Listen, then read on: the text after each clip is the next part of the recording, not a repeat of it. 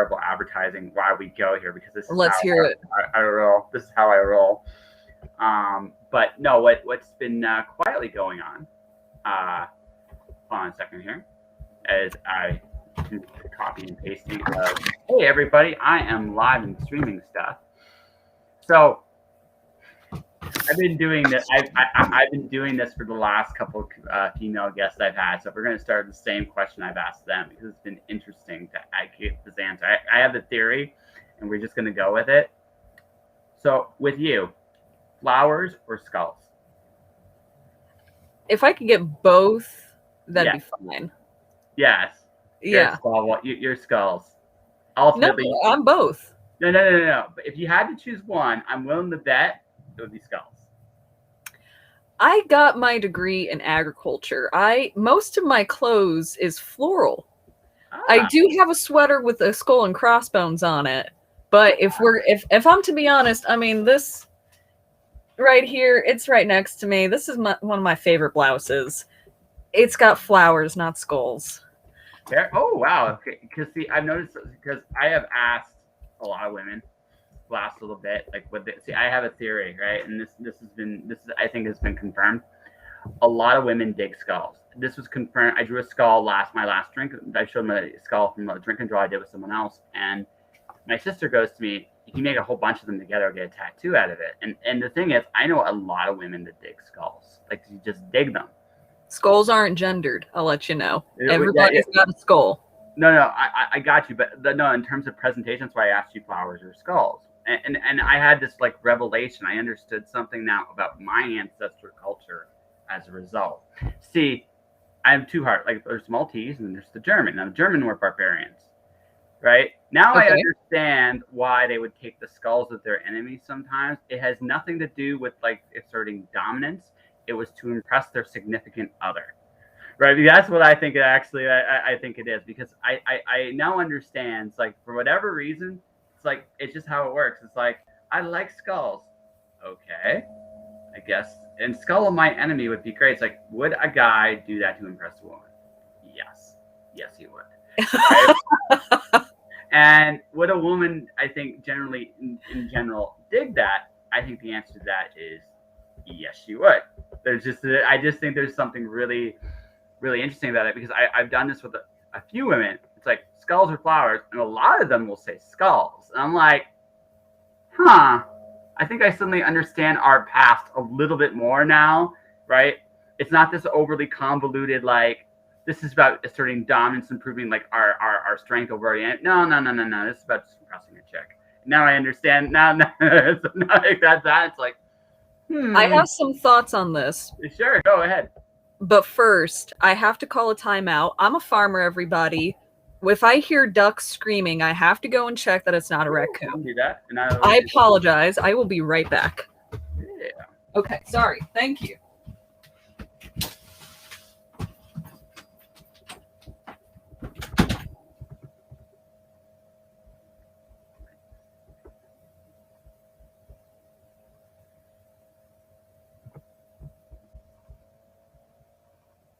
And while we're doing that, folks, I hope you guys are having a fantastic evening.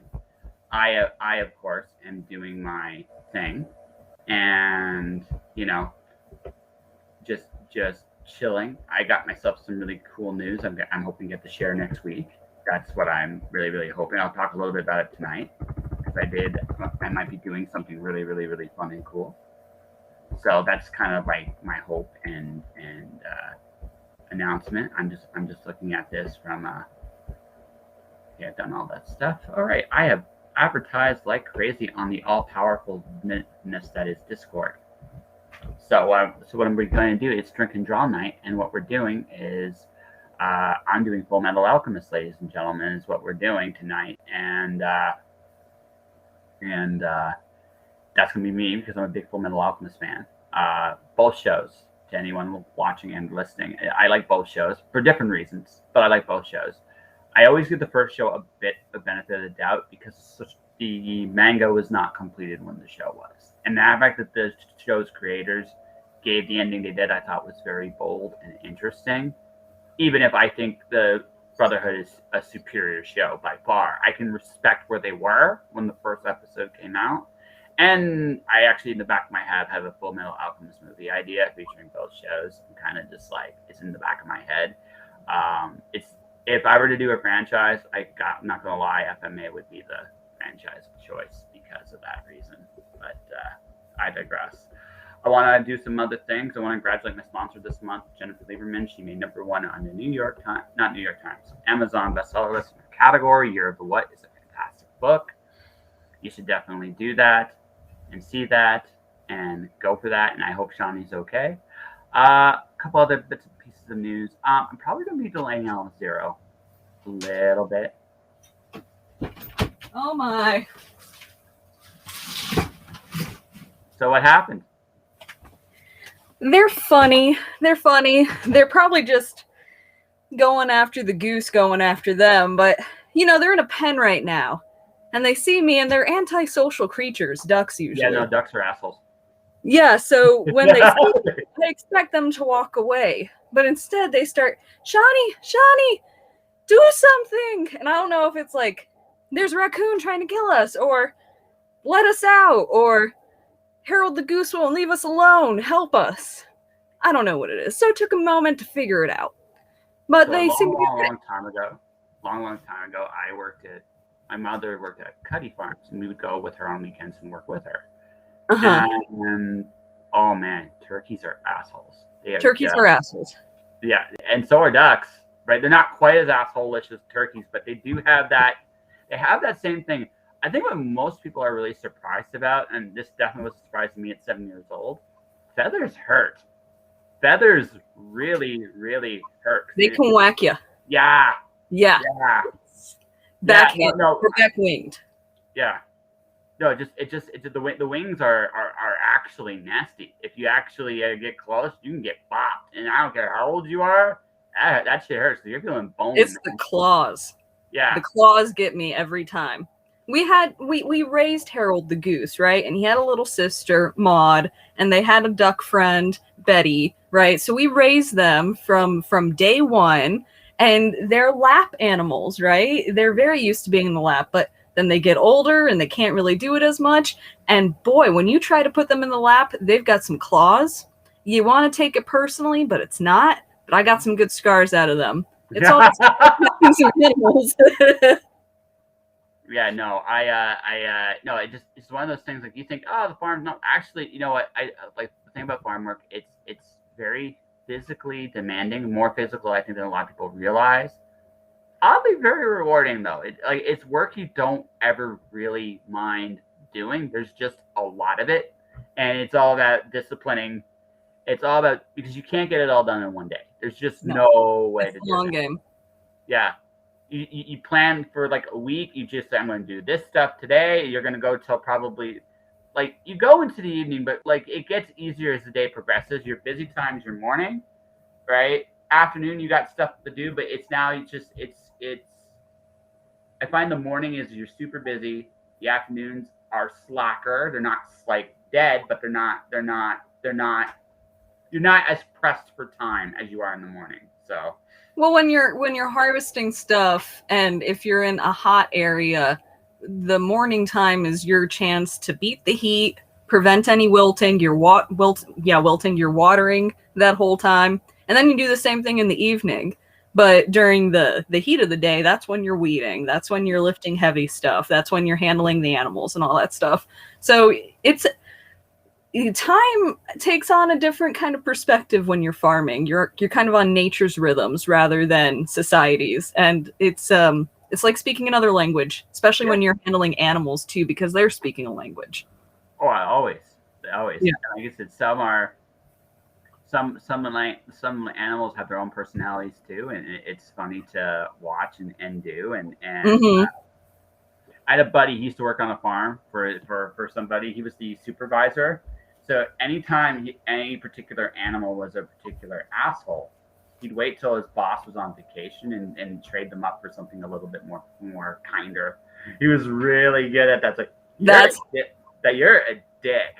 I'm going to keep that in mind. We're going to see if we can fix that. If we can't, when this day comes, we're getting rid of your ass. That's what we're doing. I have eaten nicer chickens than you, my friend. Don't tempt me. Yes. Well, it's like anything else. Like some things are more trouble than they're worth, and that's just that's the like nobody like to be perfectly honest with you, right? We are all cantankerous people. Sometimes we get away with it though because we're more trouble than we're worth. Eat less trouble than we're worth? No, more trouble than we're worth. You can stop us, but it's going to take work and effort and stuff that you may not want to exert, right? You have to be cut to. Oh, I hear what you're saying. Yeah, like there's a point. Like some people aren't messed with not because they're not cantankerous, but rather because the effort required to deal with those people is significantly more than someone that's not so. That's less so. So there's a certain degree of armor in that. Now you just gotta be careful not to step too far. Because you go too far past a certain line, it don't matter how much trouble you are. Yeah, and it's like there's a lot to what you just said, right? But if the person's not going to change, then there's no point in even trying. It really is about picking your battles and being like, are they more trouble than they're worth? Do I actually care? What kind of priority is it? Is this going to make it to the dinner table tonight? Probably not. No. I'm just going to get over them. Yeah, so there's that. And so let's see, we were going back. So your skull comment, like we were going back. Right, yeah. Oh, shoot, what was I going to say? So, right, if you look at skulls versus flowers, assume you were saying that the skull was kind of maybe first it was supposed to show dominance and deal with protection, but maybe not. Maybe it's just because ladies like skulls, and that could be But if you look at flowers, did the person in question grow the flowers? Because that shows commitment. Sure. And commitment is sexy. Not to everybody though. Like I think everybody looks different. Right. Hold on. So maybe if they like skulls over flowers, they're not a commitment person. Hold on a second here. Technical difficulties, ladies and gentlemen. There we go. The plug came out. Hate when that happens. No, I think honestly I think honestly, like I've said this in other interviews. I think women dictate relationships more than guys do. All right, I think it's because deep down, because whether a guy wants to admit this or not, women are in charge. They are generally in charge. Oh yes. Every person's different. Every relationship is different, and a blanket statement like that just. I think, based on everything I've seen in my life, I think women have a lot more power in a relationship than that's advertised. My personal experience, I have seen. They're not necessarily the loudest, but there is a certain. My grandmother, what she says goes. She raised her brothers, her sons, myself, and my uncles, and my uncle's kids as well. I've noted. As a general rule of thumb. It's not saying there's not a partnership aspect, but I've noticed when I have courted women, ultimately it's women that make the decision on that. I'm not saying I don't make decisions, but I have learned, like personally, it's like I can make the sales pitch, but it's really up to them, and that's a very that might be just my experience. Right? I mean, I think if we were to take the gender out of it, it would be like one person makes a sales pitch, the other person accepts or declines. Yeah. Not man makes the sales pitch, women accepts or declines, and therefore women has the power. Whoever asks, they're asking for an answer, yes or no, and they innately offer power to the person that they're asking, which isn't about power; it's about consent. Absolutely. Oh, it has to be consensual. Totally. Or there's no point. Indeed. Yeah. So flowers and skulls is my answer. Flowers and skulls. Okay. Am I right? And you said Fullmetal Alchemist. Mm-hmm. Yeah, Tell me more. I love FMA. Well, at least I grew up loving it. It's been a minute. It's my favorite anime. If of all the animes I watch, I think it's the most interesting one. But it's also just a different. It's a different direction. I've done Pokemon. I've done Turtles. I've done some of the more. It's now something kind of humanistic slash. That's part of it. It's a good show. Yeah. I like both shows. I was mentioning this off. I was like when in the middle of this conversation. I find that the first show, for what it was really good. Mm-hmm. The manga wasn't complete, so that's why about halfway through the show it goes into a different direction because Yeah. they had to make a decision. They had to finish the show and they had to come up with a story that was plausible. And some of what they came up with is actually very interesting. I actually think it was really, really interesting. Brotherhood's better. Like it's like significantly better, but it also has the benefit of having the full manga to play off of. Whereas the first one only had about half it. That was why the pacing in the first series is also a lot slower because they knew that they only had so much material to work with at the time. Right. So now there are things in the first series I like better. Hughes's death is way better in the first series than the second one. You've got to put a spoiler before you say this. I've seen it. It's 2001. Your viewers might not have seen it.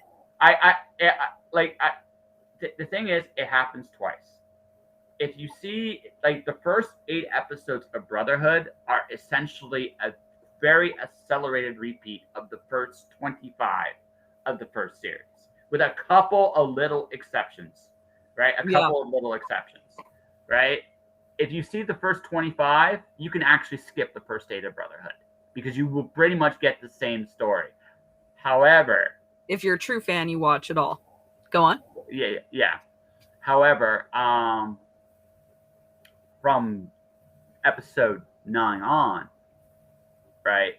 Like Brotherhood is a much more compelling. It's not fair to compare it because they're different shows, but again, you can't help but compare because I watched it when it originally came out, the original series, and I watched Brotherhood after it came out as well, and it was like the first 8 were tough for me to watch, only because again I was too much of a comparison.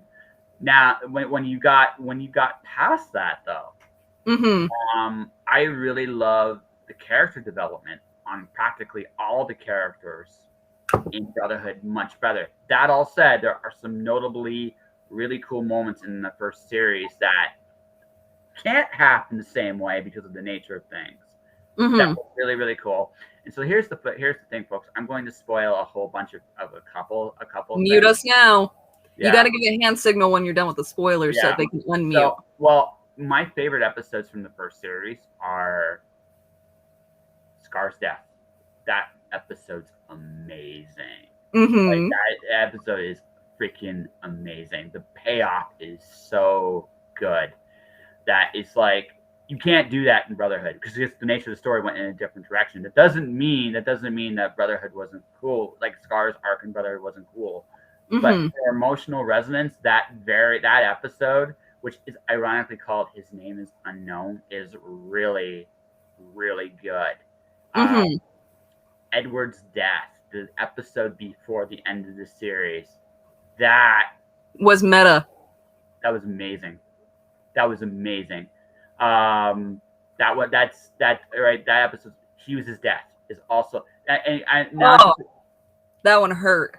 That was supposed to hurt. That was supposed to hurt. That was designed to hurt.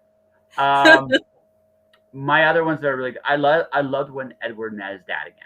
That was really, really, that was an interesting look at the dynamic between Edward, like father, where they're alike and where they're different. The Chimera, gonna say the Chimera episode is still one of the best. It's one of the most haunting episodes. It actually, see, I mentioned this off here. I have an idea to actually link both series together. There is a way to do it. Okay. And the Chimera episode gave me the idea of how to actually pull that off because because it is a part of Edward's personality that I thought that I can't remember the guy's name that made him turn his daughter into the Chimera. I can't remember his name. I forgot his name too. I forgot the daughter's name. Yeah, and it was incredibly brutal.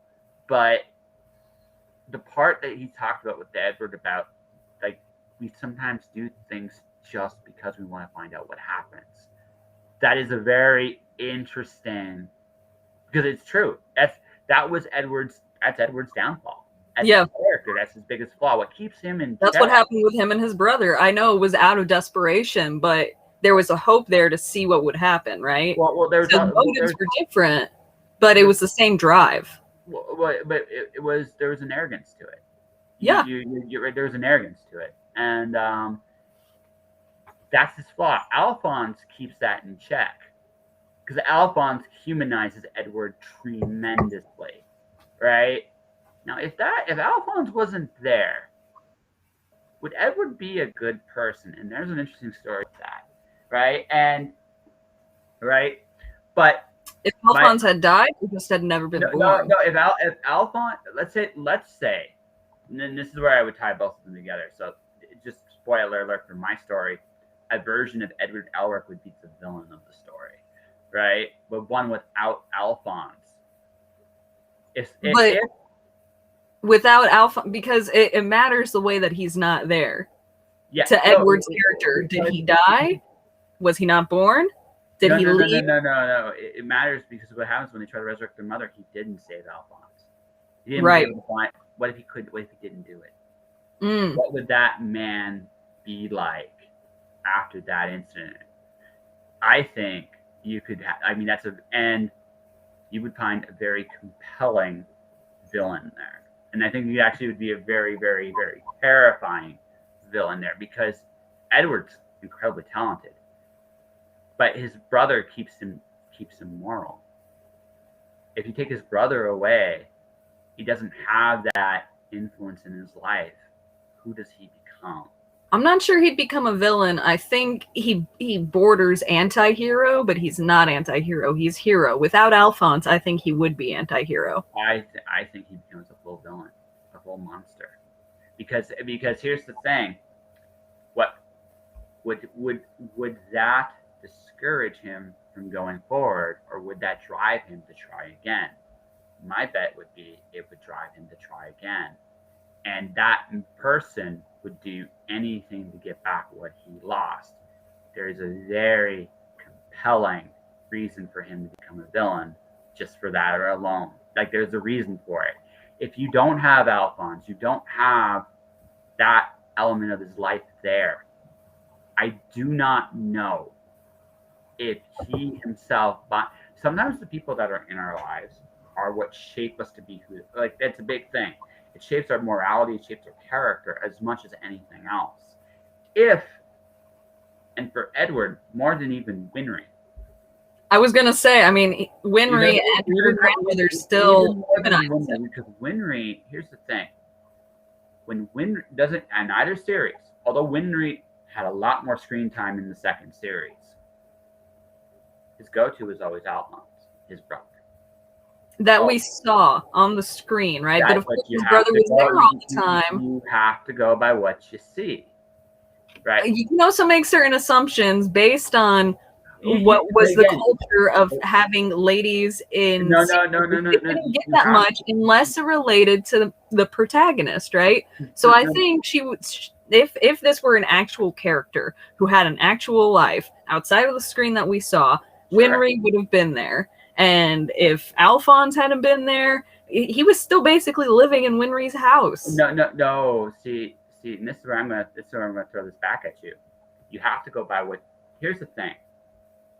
You can go make assumptions based on what we're told. Storytelling at heart is about telling people enough so that it's the art form of me saying something and so showing you layers of everything. That is storytelling. Me saying, right, I think you're pretty is simplistic. Me saying your eyes sparkle and shine up the room, it's a little bit more nuanced. It's not like, all right, it's still a little fluffy, but the more, it's not what's said, it's what isn't said, that talks in storytelling. But in order to do that, you have to show people something. You can't make assumptions just based on nothing. It has to be there. What you've seen throughout the series, even in Brotherhood, when Winry was a big part of bigger part of the show and a bigger part of his personal life, for sure, right? He still, when things went to things, the first his go-to was Alphonse. Alphonse kept him balanced. Alphonse was with him everywhere. That did not happen until near the end of the series with Winry, right? But so I would go so far to say that even though I think you can make an argument Envy would have more of an influence on him, I would argue that I think it would be much easier for him to cross the line with Winry than it would be with his brother, simply because of the relationship he had with his brother, right? He was the oldest. He felt he wanted to be the example. If that's not there, I don't know he's as good a person as he is, right? That doesn't mean he's a fully bad person, because no one's all bad. But do I think the potential is there for him to be a really, really compelling villain? Yes, I do. In this hypothetical, he could become a compelling villain, right? I stand by what I'm saying in the whole, if there's a vacuum, somebody else is going to take that place, and it's not just Alphonse who's keeping him hinged. No, rather it's not. But I think without Alphonse, he doesn't become a military alchemist. Without Alphonse, I don't think he seeks out his teacher, at least not that particular teacher, right? Without Alphonse, I do not believe. I believe his path to it goes a lot differently. I think certain key people that were there, again, Mustang plays a big role in it. Hawkeye plays a big role. Both Armstrongs play a big role in him as well. That's my favorite part of Brotherhood, Armstrong. By the way. Armstrong's sister is such a badass. Yeah, he is. Yeah, right. Right. Yeah. But and also Pride. I love Pride. Right. I love Pride in that one. He's much more interesting there than what they chose to be.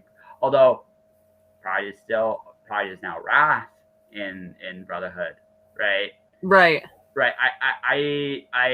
It's amusing to watch the differences between the shows, and Bradley's the one character that doesn't change very much. He's actually he's even this bigger monster in the Brotherhood than he was in, and he was a monster there too. But the whole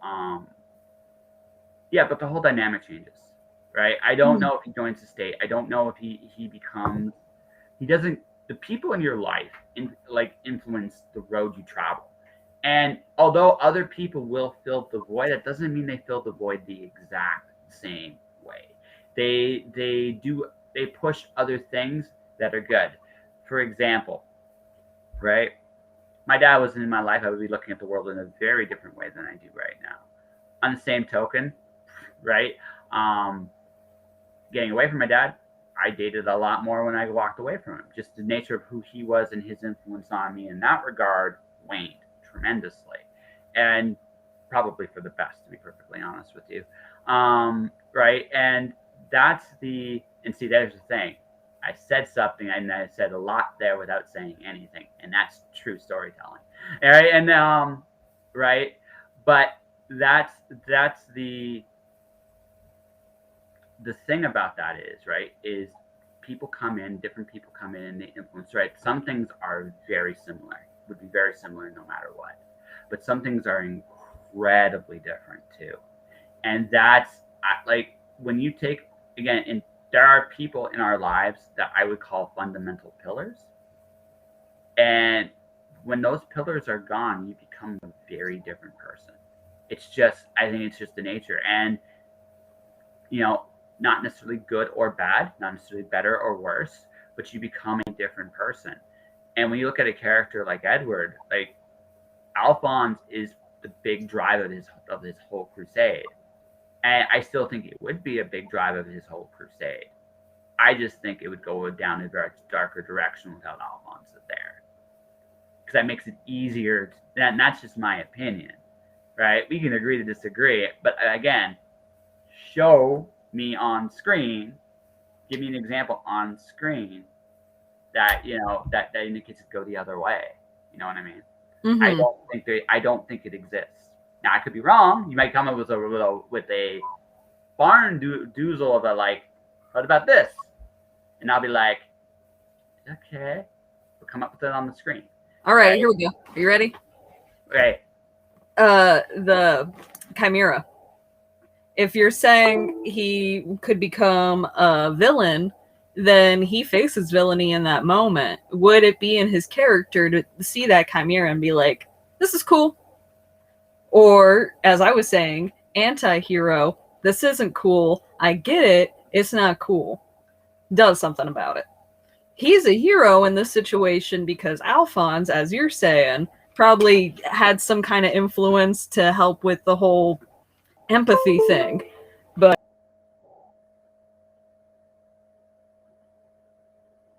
she disappeared, ladies and gentlemen. Hold on a second. Computer. Sorry about that, folks. Technology is a thing, folks. No, I heard most of that, right? I heard most of that, right? Not all of it, unfortunately. Mm-hmm. Unfortunately, I heard up until the part because you said because Alphonse is there, you say he's got empathy, and then I heard nothing. So you want to repeat that so before I respond? That way I know for sure that I know what you're talking about instead of making an ass of myself and assuming otherwise.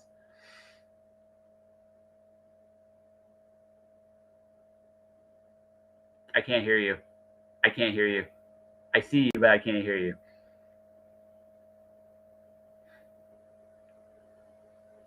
I still can't hear you. Can you hear me? No, if you can hear me. I can hear you. Okay, I hear you now. I hear you now. Okay, now say. Are you sure? Yeah, I'm sure. It's weird. It's doing so many things.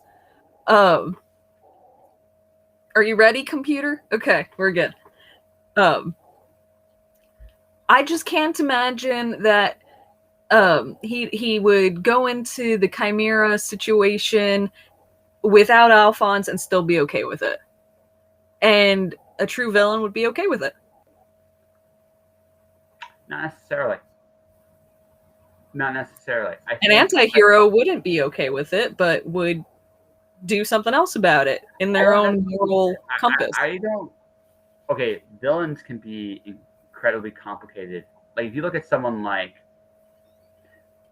I don't know how comic book you are, how big into comics you are. Dr. Doom. Okay, yeah, I know that one. Not well, okay. I know of it. He talks in the third person, which is why he's hilarious. Right? Okay. Like he is an old school. I mean, he's the closest thing to a mustache twirling villain you will ever find in Marvel. He's the absolute closest. Mm-hmm.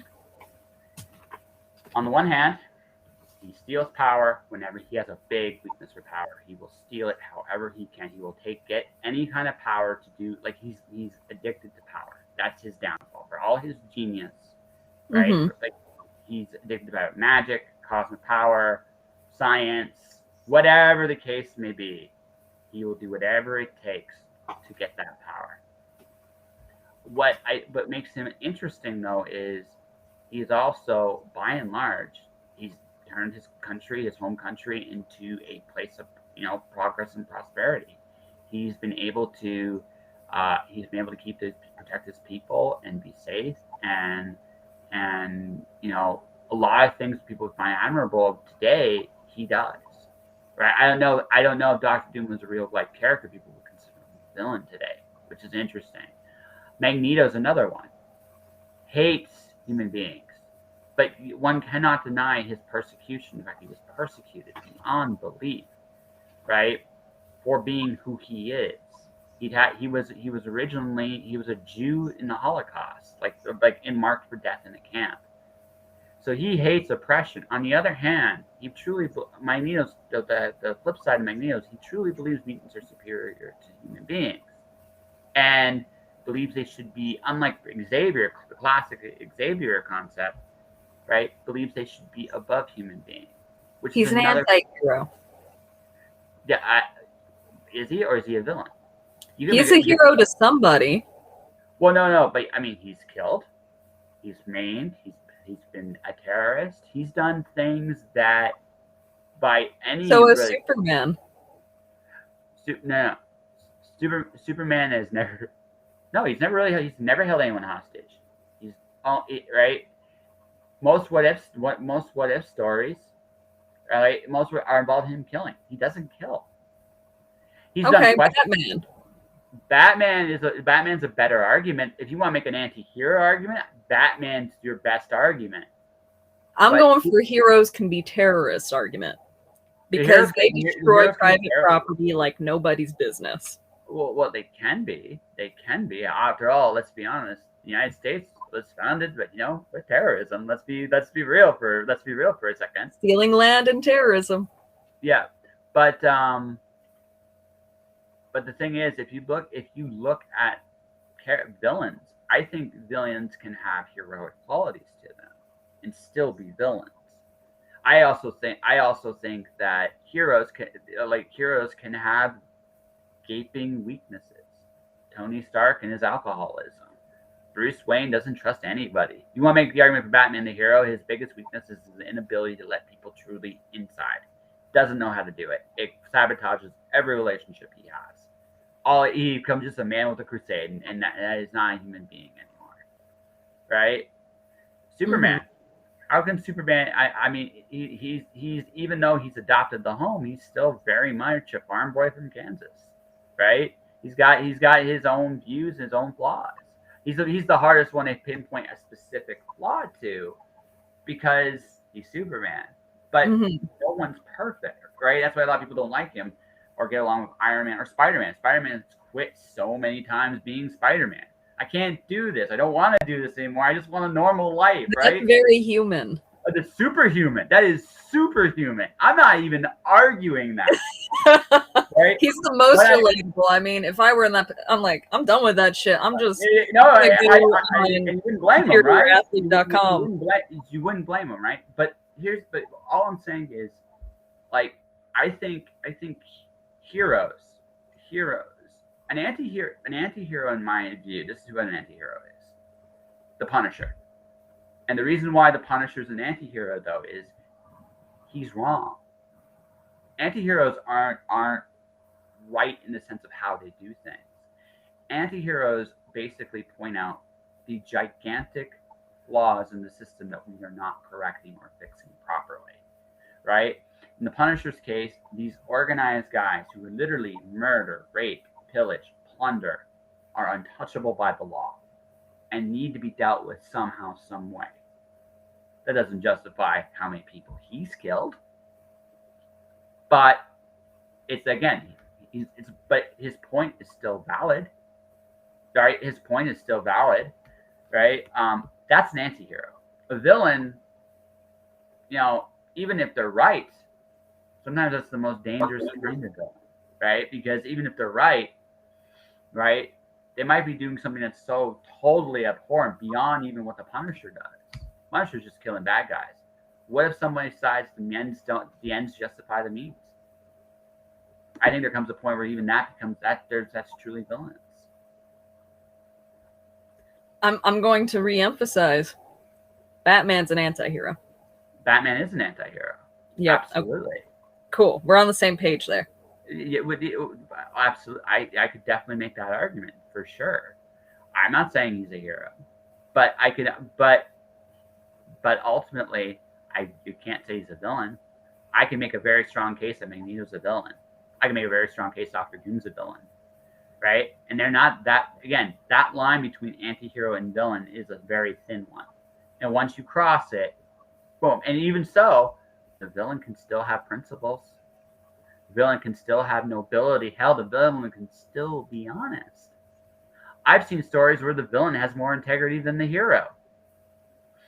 Which is, coming up to the umbrella motif of this conversation of, we didn't even go for it, but like Villain, hero, anti-hero, it's all perspective, right? Ask anybody who was helped or harmed by the character in question, and they'll give you two different answers. Mm-hmm. And so, like, it's that whole, what was it? Was it Maleficent, or what's that one about the Wicked Witch of the West? And she's the hero.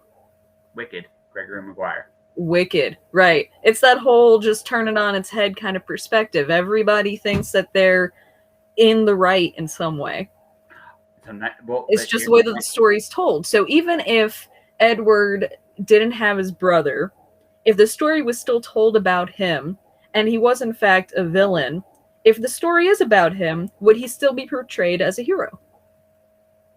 Not necessarily. Here's my counter argument to that. You ever watch Death Note? Hell yeah. Read it too. Light is not a hero. You cannot make that argument at all. His character arc, yeah, it was a different character arc. His was supposed to be one that goes downhill. He was the best character at the beginning. He was his worst self at the end. No, he wasn't. No, he wasn't. He was an innocent guy at the beginning. No, he wasn't. He's a psychopath. Even then. Who had this? You want to make that argument. You want to make that argument. Go with Lelouch of the Rebellion. He's a much more. You never saw Code Geass? No. Oh, wow. I know what you're talking about, but no. That's a better example. Light, you don't got it. That dude was a motherfucking psychopath. But he didn't do as many wrongs in the beginning, which is the whole. You have the power to do those wrongs. I mean, Abraham Lincoln said this best. How do you want to test a man's character? You give him power. What did Light do? The moment Light got power, he started killing people.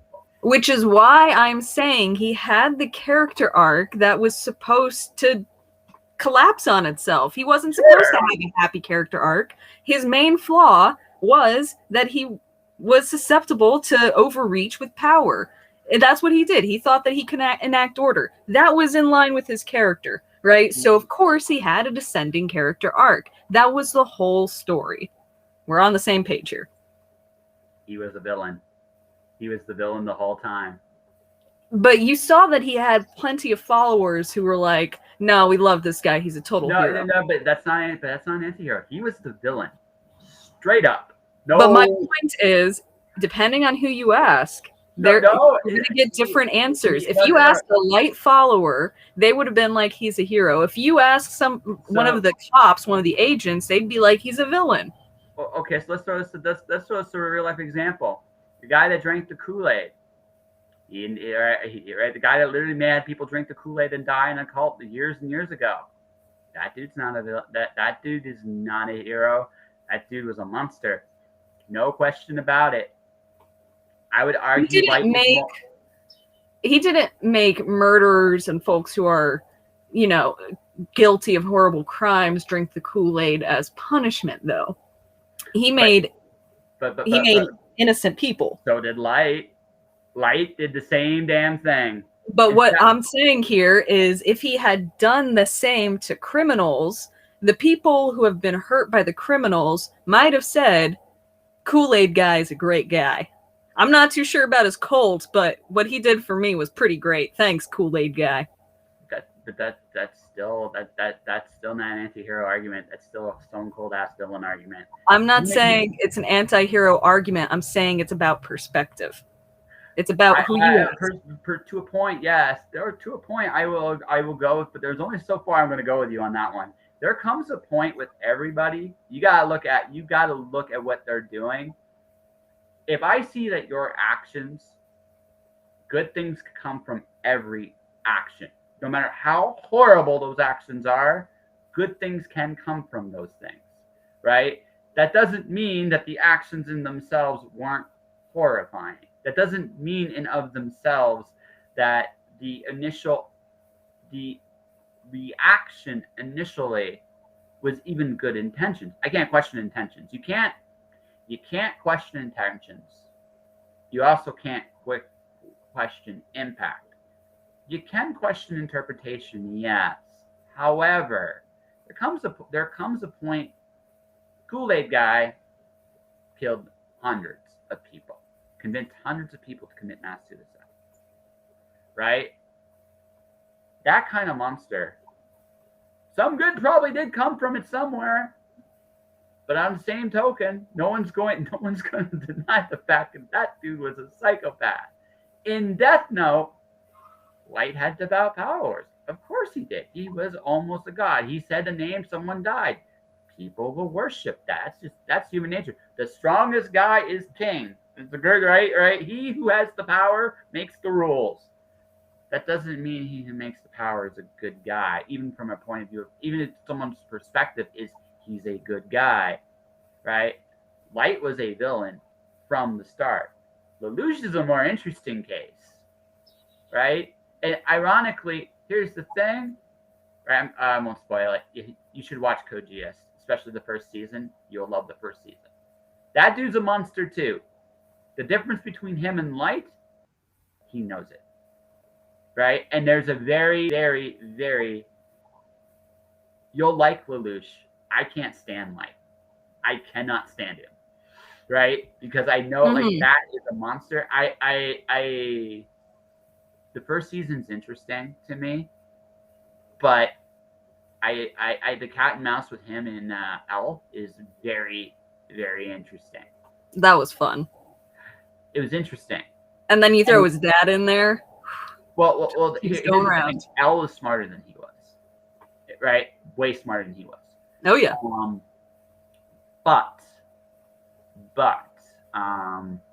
Yeah, if he didn't have the advantages he had, he would have lost that battle. He still almost lost that battle. The second season's not as good because there's really nowhere to go other than him. How do you finally catch him, right? And honestly, the best character, the most moral character in that whole series is the I can't remember the name of the demon. Those the guys with the death notes. Yeah. But the one that loved the girl that gave the girl the death note.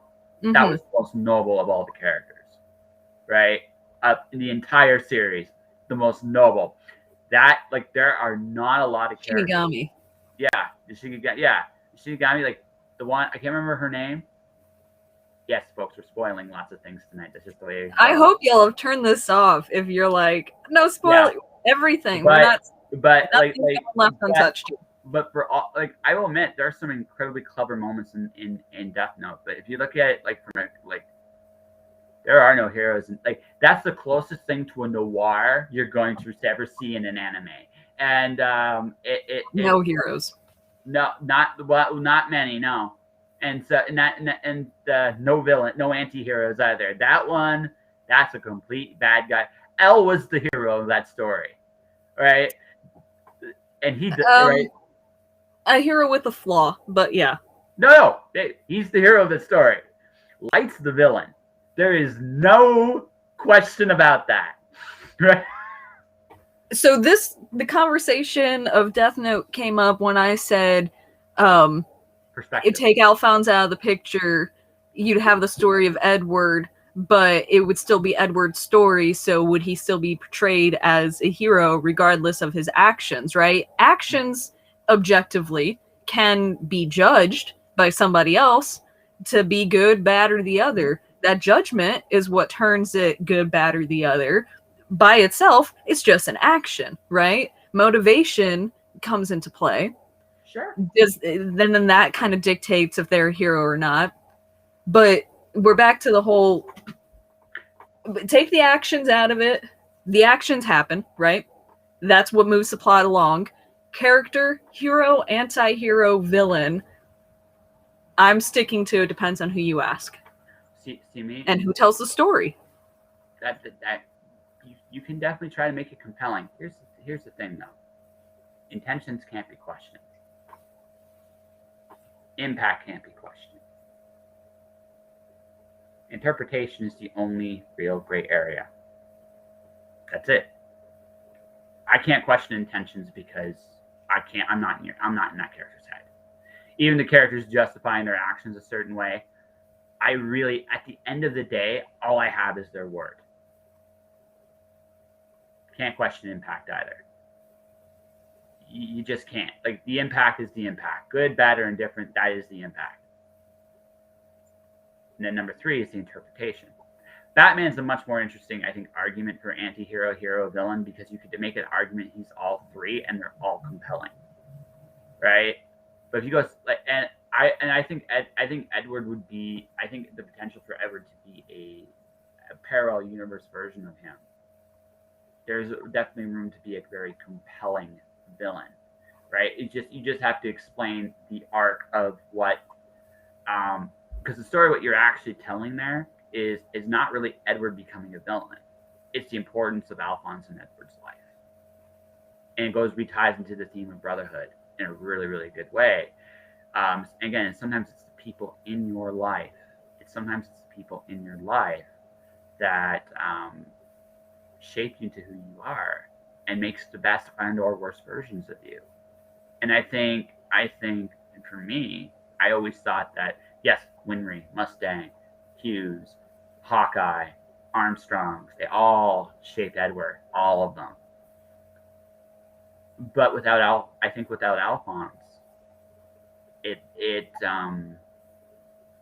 he loses a big part of who he is and why he becomes the hero he becomes. Because I do not think Edward is as noble a character without his brother. His brother makes him a better person. And I think that's why Alphonse is part of his life. And I think it's actually the best reason. I think it's actually a great, it's a good commentary on siblings and family and the importance of bonds. I think that's what makes that show so good. Right? Because that's what it deals with more than anything else. But in the ending, at the end, I was just literally watched the ending of Brotherhood, where I'm not going to go into full details. He confronts the quote unquote the truth for the last time. That is my favorite scene in that whole series. It's great. It is one of the absolute best. It's Edward grown up. Edward grows up. Like, you just see how far he's come from the very beginning in that scene. It's amazing. And again, looking at me personally, without his brother, I don't think he goes on that journey at all. Which is, and that's my opinion. And we can agree to disagree on that, but that's the route where I'm going to tell that story, because I think there is a good story there. I think it would definitely be a very different story without his brother. Would he have found the truth? Probably not. No, he did find the truth. He did find the truth. Without Alphonse. No, he did. When he first did the transformation, he met the truth there. But he did the transformation because of the whole family thing. Well, no. So the way my story would go is, what if when Edward went and did that transformation, not only did, like, he lost his brother completely as well. Yeah. What if instead of saving his brother's soul in a piece of armor, he didn't? What if Alphonse was just lost from that moment on? What would Edward be like? And I think, I think he becomes a much more desperate, a much more pain-driven character than he was with Alphonse. That's the whole premise. Up until the transformation, it's the same. But the whole idea is, what if in that moment he doesn't even save Alphonse's soul? What if something else happens instead and he can't? Right? In that parallel universe, Edward would be without Alphonse. And all the chain of events that happens afterwards doesn't take place. But in your story, he still meets the truth? He meets the truth, and he meets the truth in the first transformation. It happens right there, right? That's the first time they meet, right? Now, Edward doesn't recall it the same way until later on. But if you go back and you watch it and you go to the show, even in the show, he meets the truth right then and there. He doesn't know what it is. He doesn't understand what's going on exactly. Mm-hmm. But he does. When he goes back there at the end, he understands everything. And that's what makes that, again, that's why that's such a cool moment, because the journey back there the journey back there is Edward's a lot wiser. And like I said, the ending, folks, if you got is so well done. It is one of the most. It is the cleverest answer to the riddle. It was a much cleverer answer to the riddle than the first television show ever found, which I think is really cool. And it's perfect. It is the perfect way to end that journey, because it's like Edward has been on this path. He made it all the way he started here.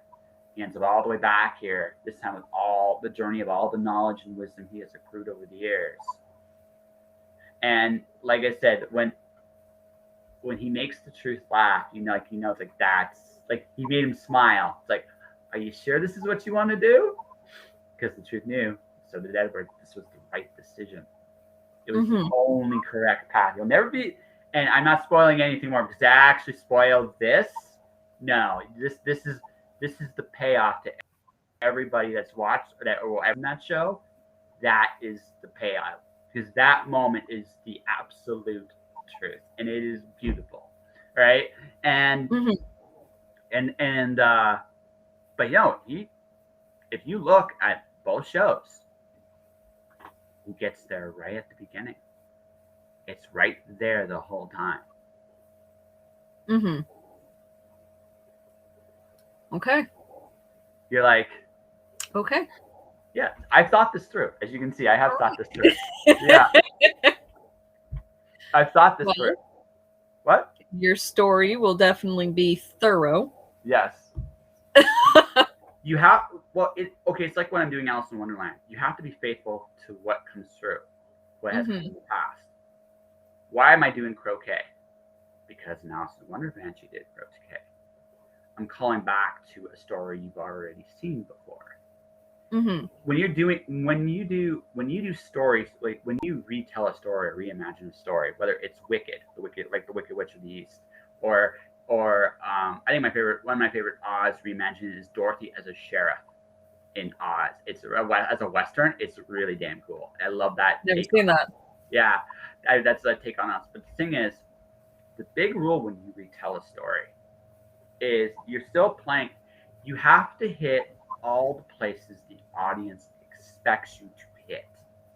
If I'm doing an Alice in Wonderland story, there has to be a white rabbit. There has to be Mad Hatter. There has to be things that were there before. It's recognizable that way. There's signatures in the story. Not only that, it's maintaining the integrity of your story. Again, this is like, no matter how you retell a story, right?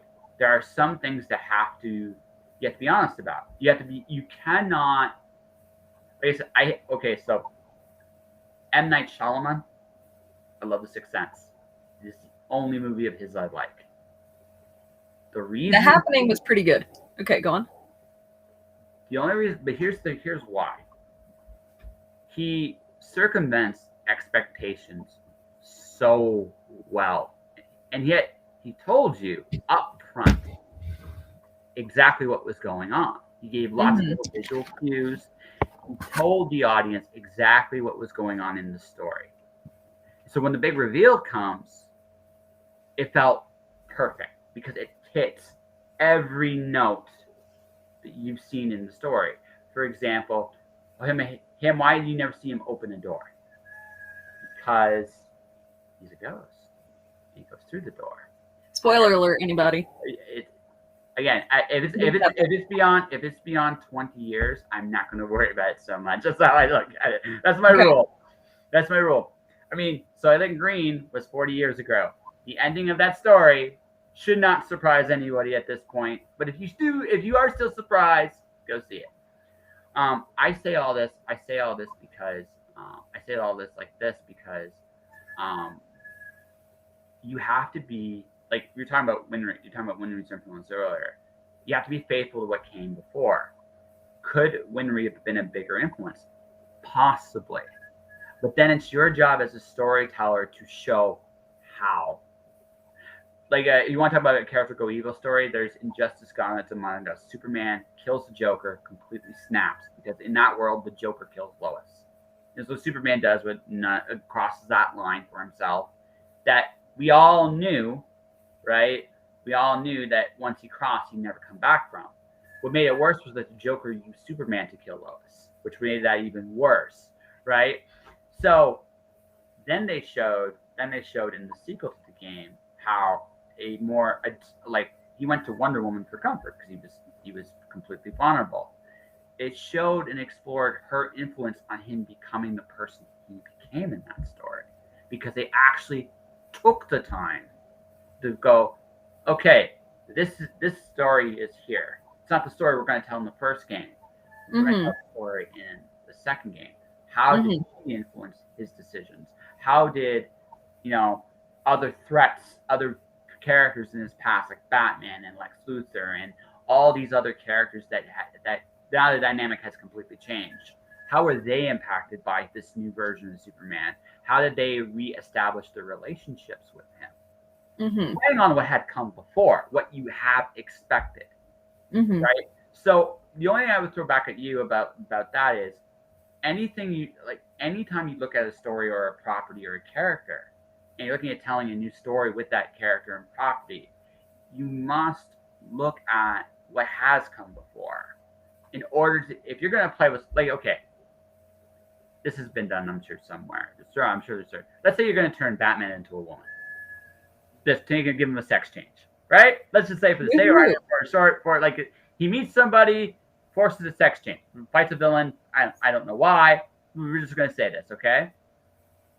So you got to look at all the characters he's met and influenced along the way. How would that change things with the relationship with Dick Grayson, right? How would it change his relationship with Tim Drake? How would it change his relationship with Kyle, Alfred, everybody he knew prior to that transformation? The dynamic would change completely. But you have to respect the old dynamics so you can show the new ones. Does that make sense? Yeah, I hear what you're saying. Yeah. Because this is coming back from how you're doing a rewrite, and you're going to be keeping a lot of the same pillars of the story, but you're just changing one thing. Or again, it's all about expectations. Your job as a storyteller is you have the decision you make in any story is, do you play into the expectations or do you subvert them? And the ratio, and sometimes playing into them is actually the better story to tell. Sometimes subverting them is the better story to tell, right? Either way, you got to figure out how you're doing it. In my Alice story, I'm actually playing into the expectations of the story because it's a much better way to do that than try to subvert them. If I subvert them, I make it more dishonest. If that makes sense, right? If I subvert them, whereas if I'm playing into them, right, that doesn't mean I can't be a cheeky asshole. My favorite line from The Matrix was the Oracle going to Neo. You have the gift, but looks like you're waiting for something. What's that? The next life, maybe. Who knows? Cheeky bastards. What happens at the end of the movie? He dies, and he comes back, and he's still fun.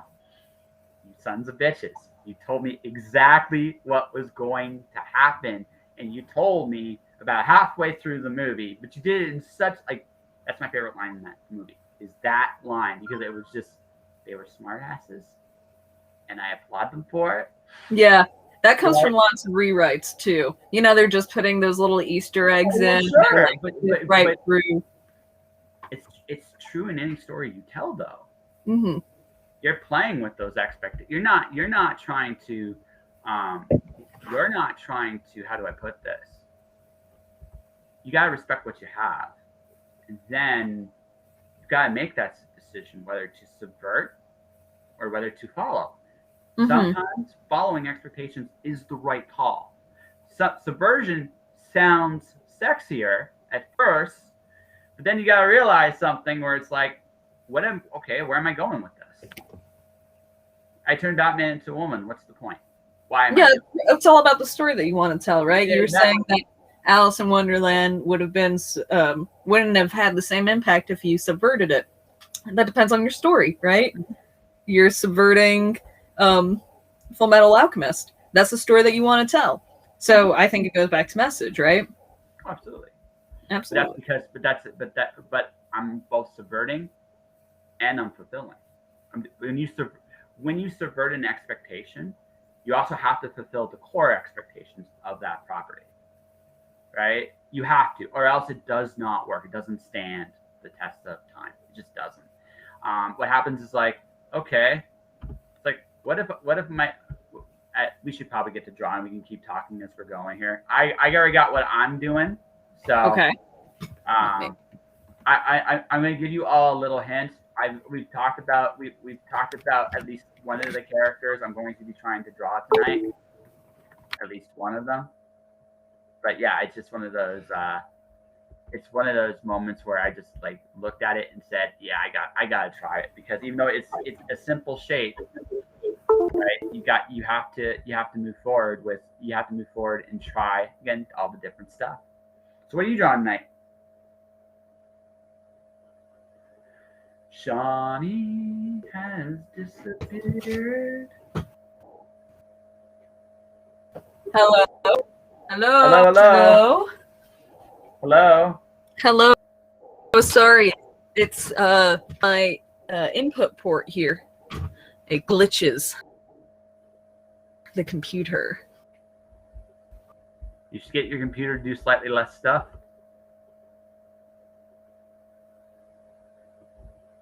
Can you hear me? Can she hear me? I can't hear her. I can't hear her. She's disappeared again. I can't hear you. I cannot hear you. You cannot hear me? Now I can hear you. Whatever you just did there. Okay. It's my computer, everybody. Note to self, Shani's computer is possibly a tinfoil hat. Possibly. Don't say that. It's listening. It can hear us. So is it like the Tin Man from Oz? Can I call it Tin Man or Tin CPU? Are you saying it doesn't have a heart? Well, I know it has no soul. So yeah, it doesn't have a heart. I could call it Scarecrow. It might have a soul. Yeah, I don't think so. I'm not qualified to weigh on artificial intelligence souls starting from computer consciousness. That's not me. Not my can of worms there. Oh, okay. Okay. Are you intimidated by your computer? You know, computers know an awful lot about me. Just throwing it out there. I'd hate to know what they know about myself. So I was listening. I do a lot of podcasts, right? Because farmer artists, that takes a lot of entertainment in the audio variety. And I if I'm recalling it right, they're putting in algorithms that if the privacy settings were allowed, they would be able to figure out what kind of health recommendations to send you based on what you're searching for, right? Because they've been able, in the history of Google, say, right, or any search engine, they've seen patterns of if you're searching for this, then chances are in 5 years you'll probably have this. So your computer can send you a recommendation to ask a doctor about XYZ, right? It's all about privacy settings right now, but the data is there that shows the patterns, right? That your computer could be proactive in helping you manage your health and your life. Do we want that? I don't know. That's probably a conversation for the next generation. But our computers know a lot about us. No, it's this generation. That is a conversation that's going to come in this generation.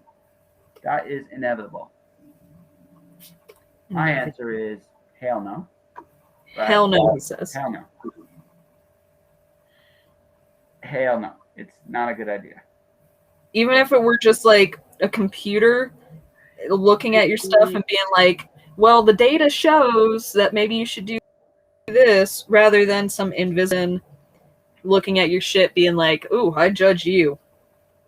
problem is there's a lot of problems to that. First and foremost, okay, what medical procedures are recommended for me? There are, take the flu. Let's take the flu for example. There are literally, are you there? Okay, there are literally hundreds of treatments for the flu. Okay. I'm sorry, hundreds of treatments for what? There are hundreds of treatments for the flu. There are thousands of treatments. Well, I won't say thousands. I'll say there are dozens of treatments for the heart.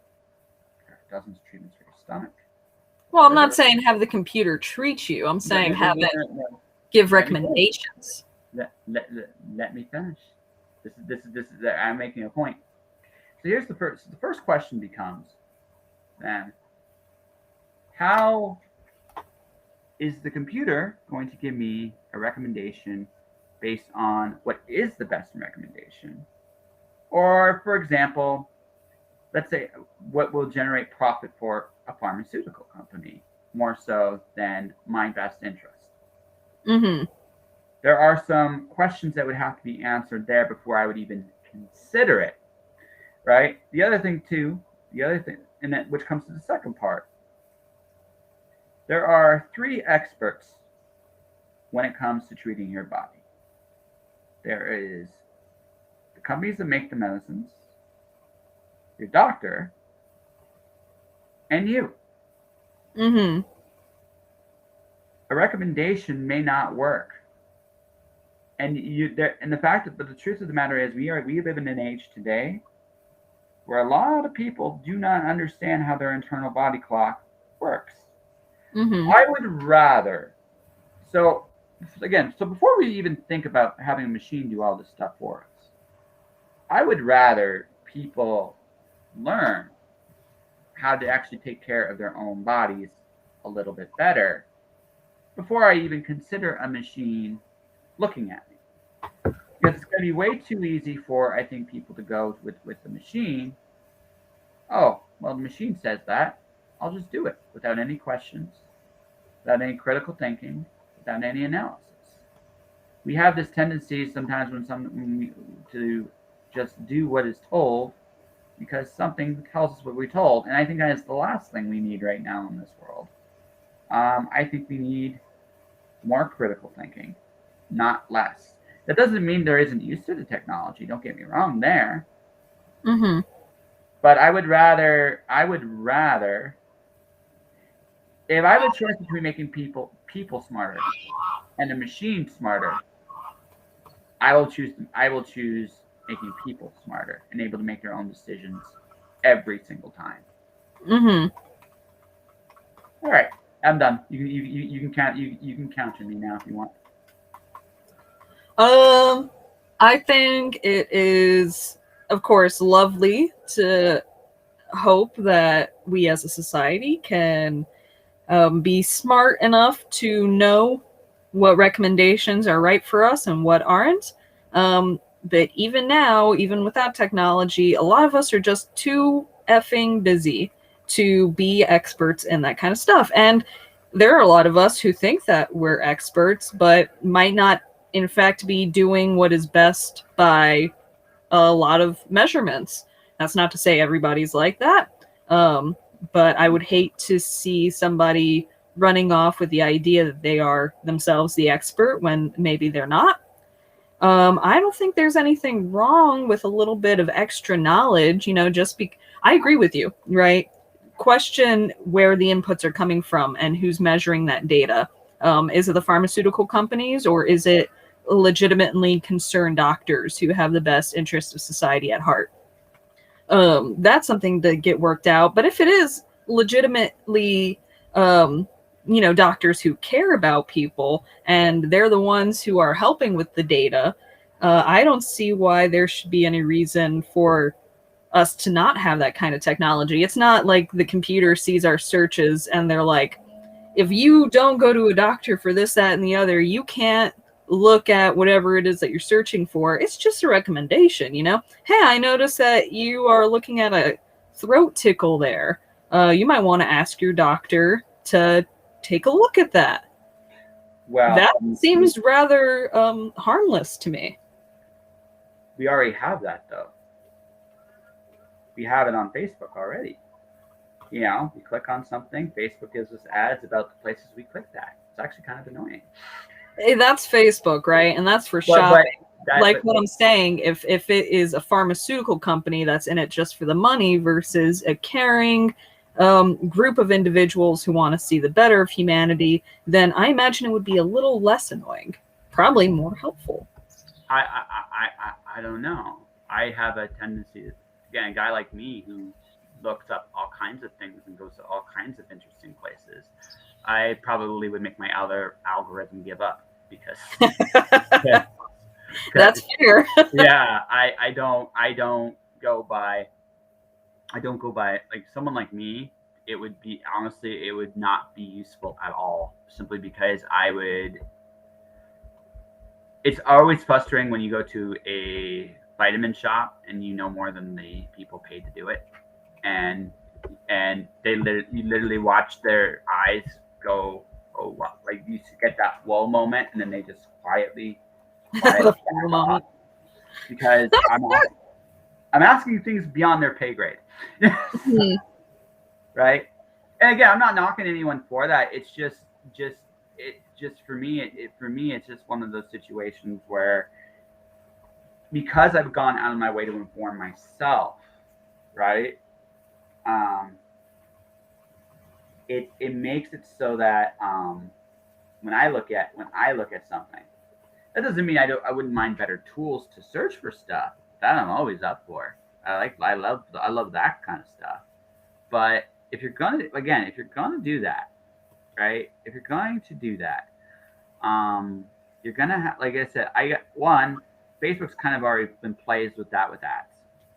So you gotta convince me first and foremost it's not gonna be the same thing. Because I last thing I really want, because again, my search history is interesting, right? Right now it's 19 writers. Right, yeah. Right now it's 1933 Germany and Carl Jung. Do you know what ads I get for that? I mean, just Jesus, it's like, right? It's just right. I hear what you're saying. I don't want to see ads for that, because frankly, there's I'm not looking this stuff up because I'm going out of my way to look for stuff up. I'm looking this stuff up because, you know, I'm either getting paid to do it or I'm trying to get paid to do it, right? So. Yeah, I hear what you're saying. Yeah. I think if an algorithm is smart enough, like the class of algorithm we're talking about might even be able to distinguish between occupation, right? You're a writer, versus health. If you're looking up, I don't know, some horrible disease for a couple of months, that's different than like, okay, 3 years ago you were looking at a lump, and now 3 years later you're looking at an even bigger lump. That sounds medical. Well, okay, so let's get into deeper peer reviews. Do you want a machine to know that much about you? Well, that's the question, right? Would we want this kind of technology if it were a tool? Well, I guess for me, then I would say, to be perfect, this is going to make me sound old and cynical, but the answer for me would be no. And it's not really because of the technology existing. I think again, it's like any other form of technology. There is good and bad to all of it. It's all in how it's used. I have not seen in my lifetime technology like that used just for good. It usually is used for, in the long run, for very, very terrible things. And the degree of terrible things that have happened as a result of this makes me think that maybe, you know, a little less ambiguity, it goes a long way. Now again, I, by my very nature, do not trust, because I'm old and cranky and shit, I do not trust the systems of government, right? I've never seen a benevolent government in my lifetime. I've seen anything but. So when I see something like that, right, when my tendency is no, because the last thing I want is to see more of what I've already seen my whole life. Now, that doesn't mean there isn't use for it. I absolutely can see some uses for it, but I don't necessarily. Again, I don't necessarily. I'd have to see a lot more examples of benevolence before I would even think a technology like that is a good idea. And I would also ask this question: if things were actually more benevolent, would that technology even be necessary to begin with? For that last question there, I think if things were more benevolent, that technology would be a tool to continue benevolence. Would it even be necessary though? Oh, well, health is always a battle. Well, no. Hmm? Can I elaborate just slightly before you answer that? Okay. And that's this. Usually, like technology like that is hey, for the for the convenience of your schedule, we can recommend things for you, which is basically what this technology it comes to. And basically, you don't have time because of life decisions like your career aspirations, whatever the reason is, right? Whatever the reason is to not do it yourself, right? And we're doing it for you. And that's a service. And if you were going to tell me, I think this is the thing. You're going to tell me that this is an optional service to be provided for. I wouldn't necessarily see a problem with that. That is everybody, like just because I am not, this is not something I necessarily think is a good idea, doesn't mean I can't be wrong, and two, it doesn't mean it doesn't mean that you can't find a use in it. Maybe work out better than I could possibly imagine. Mm-hmm. But a guy like me, whenever I see something like this pop up anywhere, tends to want to take a wait and see approach before I make any commitments one way or the other. Mm-hmm. Because it's one of those things where I want to see it work and how it will work before I say yes. Mm-hmm. The last thing I want is to say yes, thinking I'm getting one thing when in reality I'm getting another one altogether. Because that to me is the absolute worst part of it. And because no one wants to feel like the thing I signed up for is not the thing I'm getting, and Mm-hmm. and that's the thing. Like, so I guess the full answer to that question for me is the full point on that is I would really have to see it work before I would even um, consider it as a yes or no. But if Mm-hmm. it's a service that people want, and somebody can come up with a way to do it, using algorithms to do that is already there. Yeah, all That, that data is there. It's just a matter of allowing the permissions to happen. yeah, but if you make it a service that people can sell over a policy that's going to be required, I think you'd have a better argument of convincing someone like me it's a good idea than making it something that they can just do willy nilly. That does not make me as comfortable. Mm-hmm. Yeah. Yeah, I hear what you're saying. Yeah. Now you can repeat. That's our data is definitely something that we don't want going into the wrong hands for a lot of really obvious reasons. And so, of course, the hinge point on any of these conversations is going to be who are the people who can access this and what are they going to use it for. I mean, that's always going to be where the conversation stops. Well, in your country, for example, once upon a time, back in the days of Vietnam, way back in the Vietnam days, they would have people fill out these contest forms for kids. Name, age, and an association, and they'd enter this contest, and some kids would win, some kids would lose. Normal stuff, right? Okay. Well, that was how they were able to find a lot of people to draft. And I know this because a gentleman. I remember I was in Detroit, and there was a contest going out, and a kid was gonna enter. It's like, no, man, that's how they got me with Vietnam, right? I did a contest like this, and they were able to find me, and I had to go over there. So it's also the fact that information like this has been used in the past for nefarious means as well. And once you see something used for a nefarious means, even if it was a long time ago, right? Caution is always a course that people consider, especially if it's the same people. I'm going to throw this out there, though. I don't think that was the only way they could have found this guy. That might have been the easiest way to do that, but I'm sure, with the census and lots of other things like your mailing address or, I don't know, work history, they could have found him. But that's not how you find kids. That's how you find adults. You can find adults that way. Kids is another story. I mean, there's whole school records and all this stuff. Sure.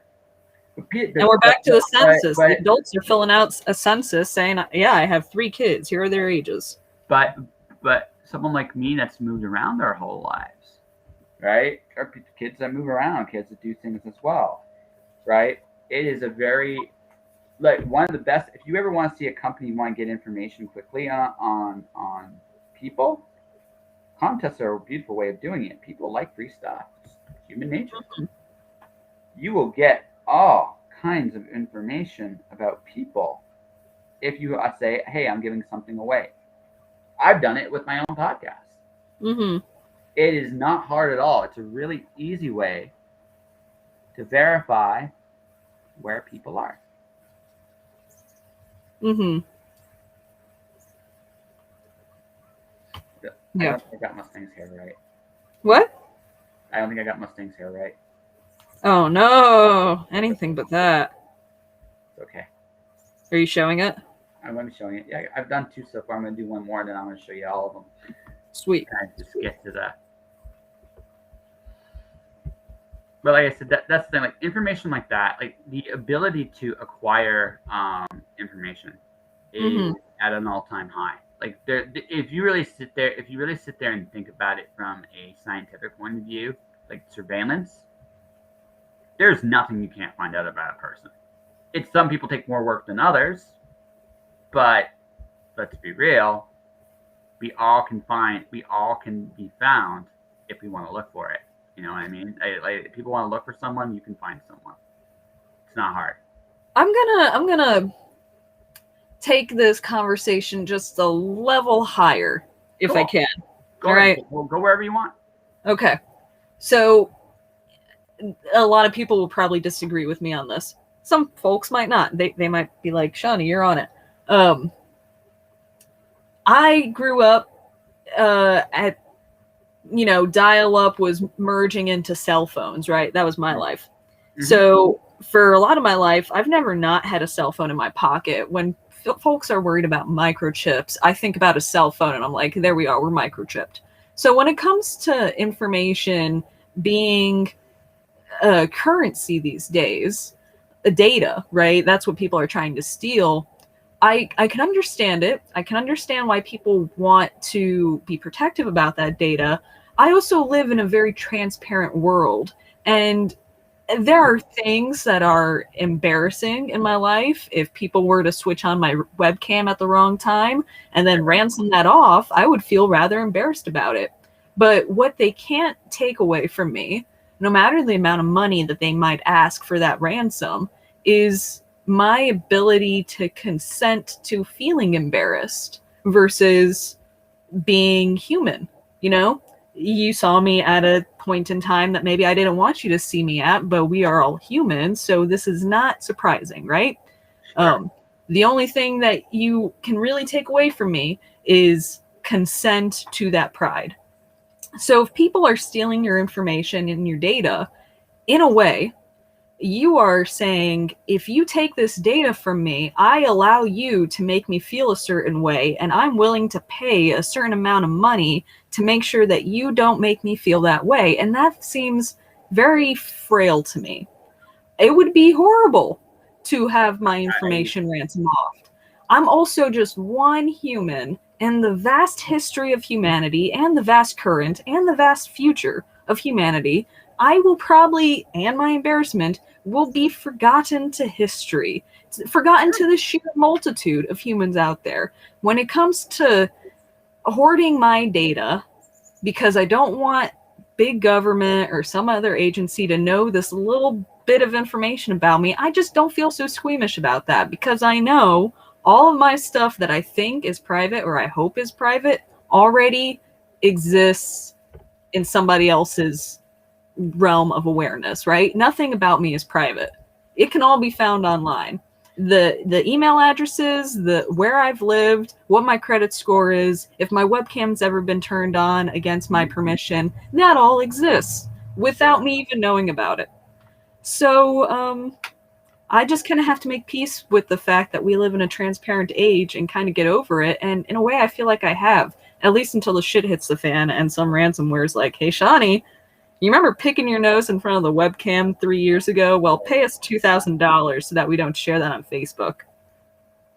Oh, I'm not even going there at all. Like I think. Do you really want to go another level? Because that's nothing to me. That's like whatever.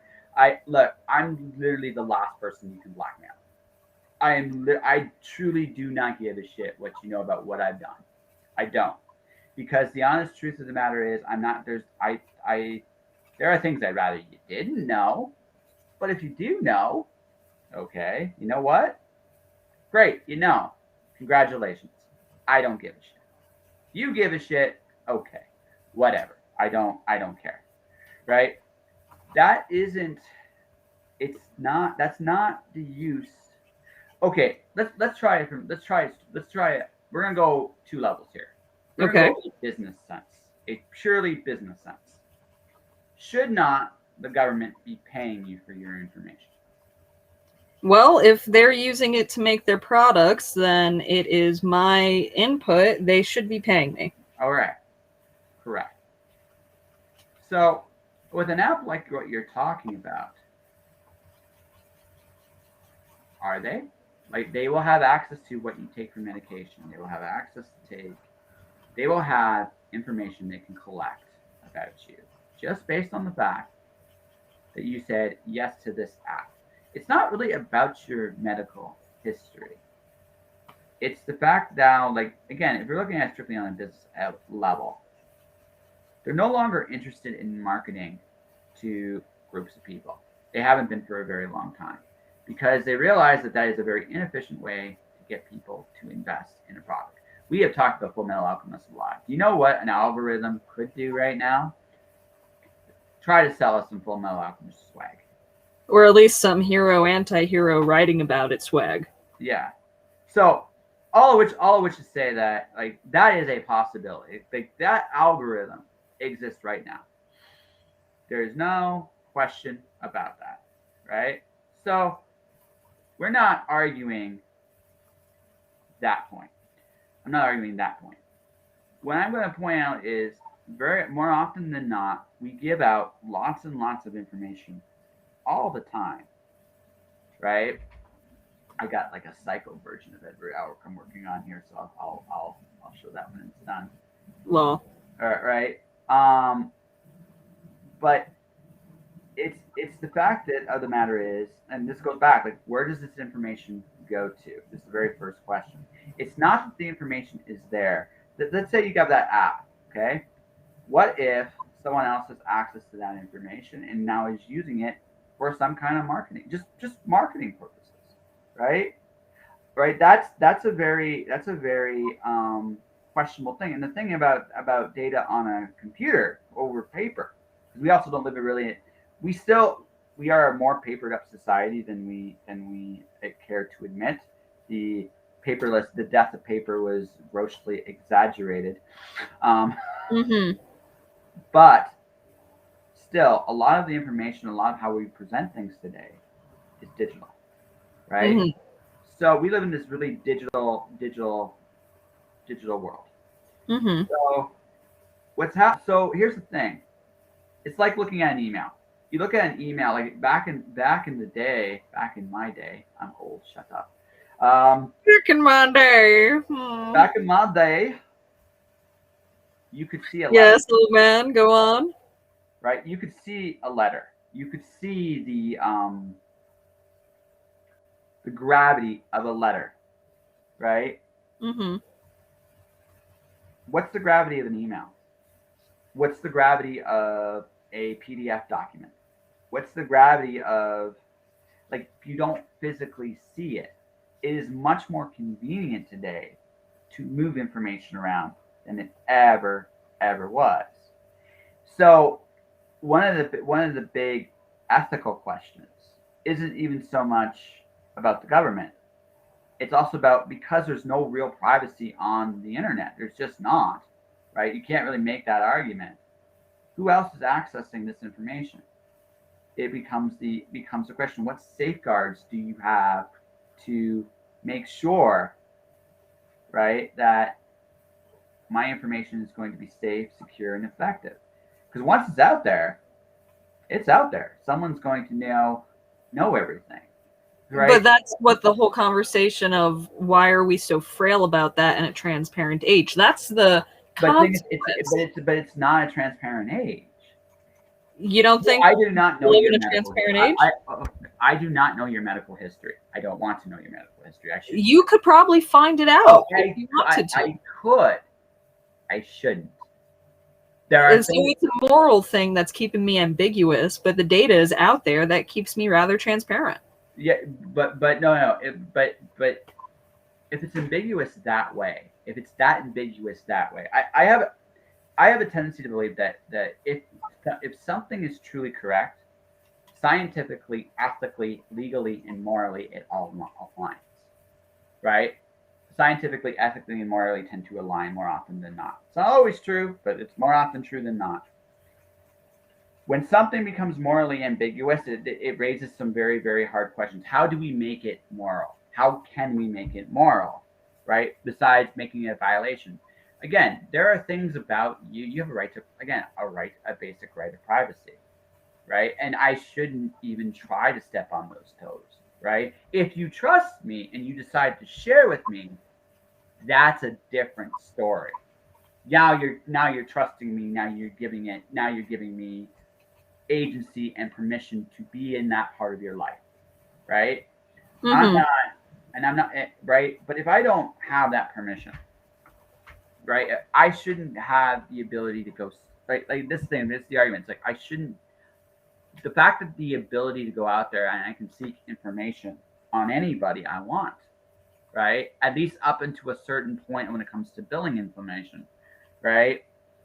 That's always has been a little terrifying, because what can be monitored, right, can be controlled. And so that is always, and that sounds like a really paranoid way of looking at it, but it's true, right? You have, like, people behave a lot differently with a security camera on them when there is none, right? So I look at it like this, right? The freedom to share that information should always be up to the individual wielding it. And the fact that there's an app, that there are apps that can, again, technology-wise, we can circumvent, if not all of it, a significant chunk of it if we want. Those apps are there. Your history is there. I've Googled myself, right?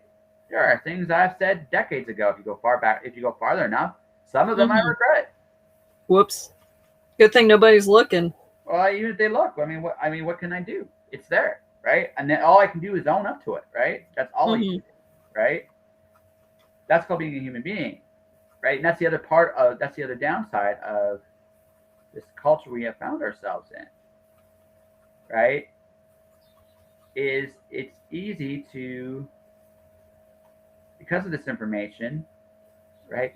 There's no way to move on. So again, sometimes, and going back to something I said earlier, some things are just wrong no matter what.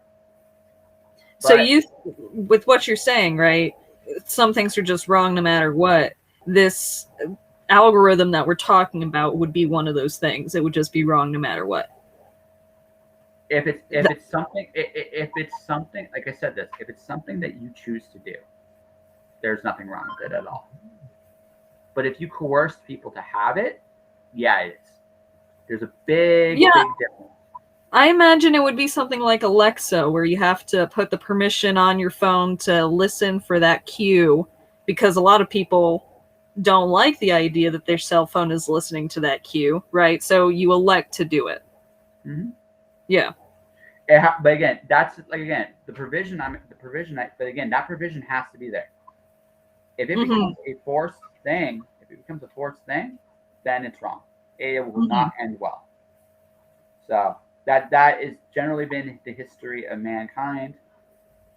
It's why the IBM punch card concept was such a terrible idea in the 30s. Because again, when you force people to have information to show and reveal and share, that's when things get very, very dangerous.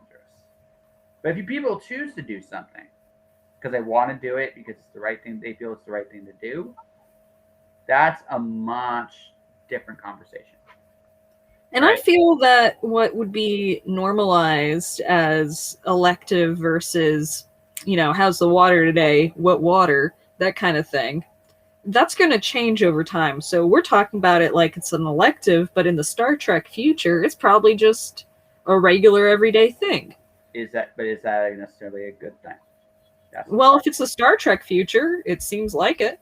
Well, are you sure it's going to be a Star Trek future? What if it's a Star Wars future? And well, that's a different conversation. No, it's the same conversation. You're making, like I said, you gotta look at. We generally weaponize our technology first. Before it ever becomes anything useful and platitude, we tend to weaponize it. That's just. Oh, hold on. Bicycles. Have we ever weaponized bicycles? Since the 1950s. Every technology we have ever come up with, we've weaponized first. That includes the internet. What was the internet first used for? 60s. Military installations. Well, they're the ones who had the budget, but I think a lot of our technology came from NASA.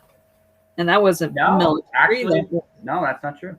Most of the technology we have today came from Silicon Valley. And cell phones came from NASA. The idea of cell phones came from NASA. Silicon Valley is where most of our computer technology comes from.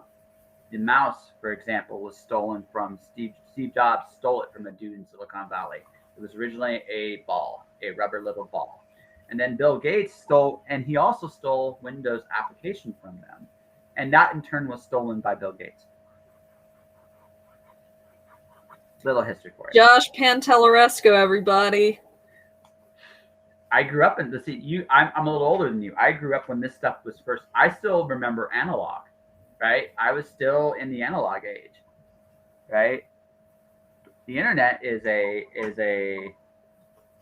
wasn't in my entire life, but it's been in the majority of my life at this point. Well, then that's kind of a case in point for what I was saying. Like, I grew up with cell phones. I'm very used to the idea of having what an older generation folk might say is a microchip straight in my pocket, right? How's the water? The water's fine. What water? It's normalized. Same with the kind of technology that we're talking about. It could become normalized and used for the better. But then, of course, we could have that conversation of, did cell phones make things better? Did the internet make things better? But that's a whole other thing.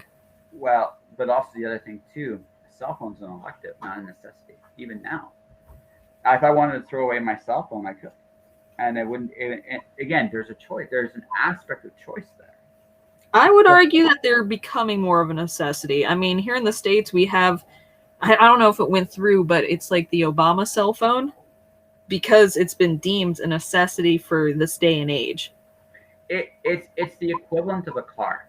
The cell phone is the new car, is what it is. Yeah. Right? Cars were considered a necessity for their time. But even a car, even when it was considered an absolute necessity, was not a necessity. You could live without a car in most places. It would just definitely hamper the way that the world would interact with you, and thus your options with how you interact with the world would be limited. Not necessarily, but you have to be, again. It's looking at the alternatives. Can you do it? In the United States, in Los Angeles, for example, it's practically impossible, right? That city is not designed for bus traffic at all. In a city like Vancouver, Canada, it's actually recommended you don't have a car. It has long, as a city, has long been designed for public transportation, right? It's all in where you're at, where you're living, how you choose to live. But the key issue then is choice. As long as there's a choice, there's no problem with any of this. It's when there is no choice that problems can evolve. I think I'm having a random thought, right? Yeah. Because we're talking about choices, and I'm thinking about how many choices a society can actually accommodate. And it's like, we don't live in a society where a horse and buggy could really be accommodated. But people can have the choice to have that as their first means of transportation if they want. That's actually not entirely true. I mean, we have communities, but what if you don't want to be Amish or Mennonite or something like that? Even without that, I have been to places where horse and buggy is still going down the highway like really none of your damn business. It's all it's all in where you're at and what you choose to do, right? You have a lot more choice. People have a lot more choices than they realize. The question is, how do you want to live? And are you willing to live this way? That's the real question. But you can, right?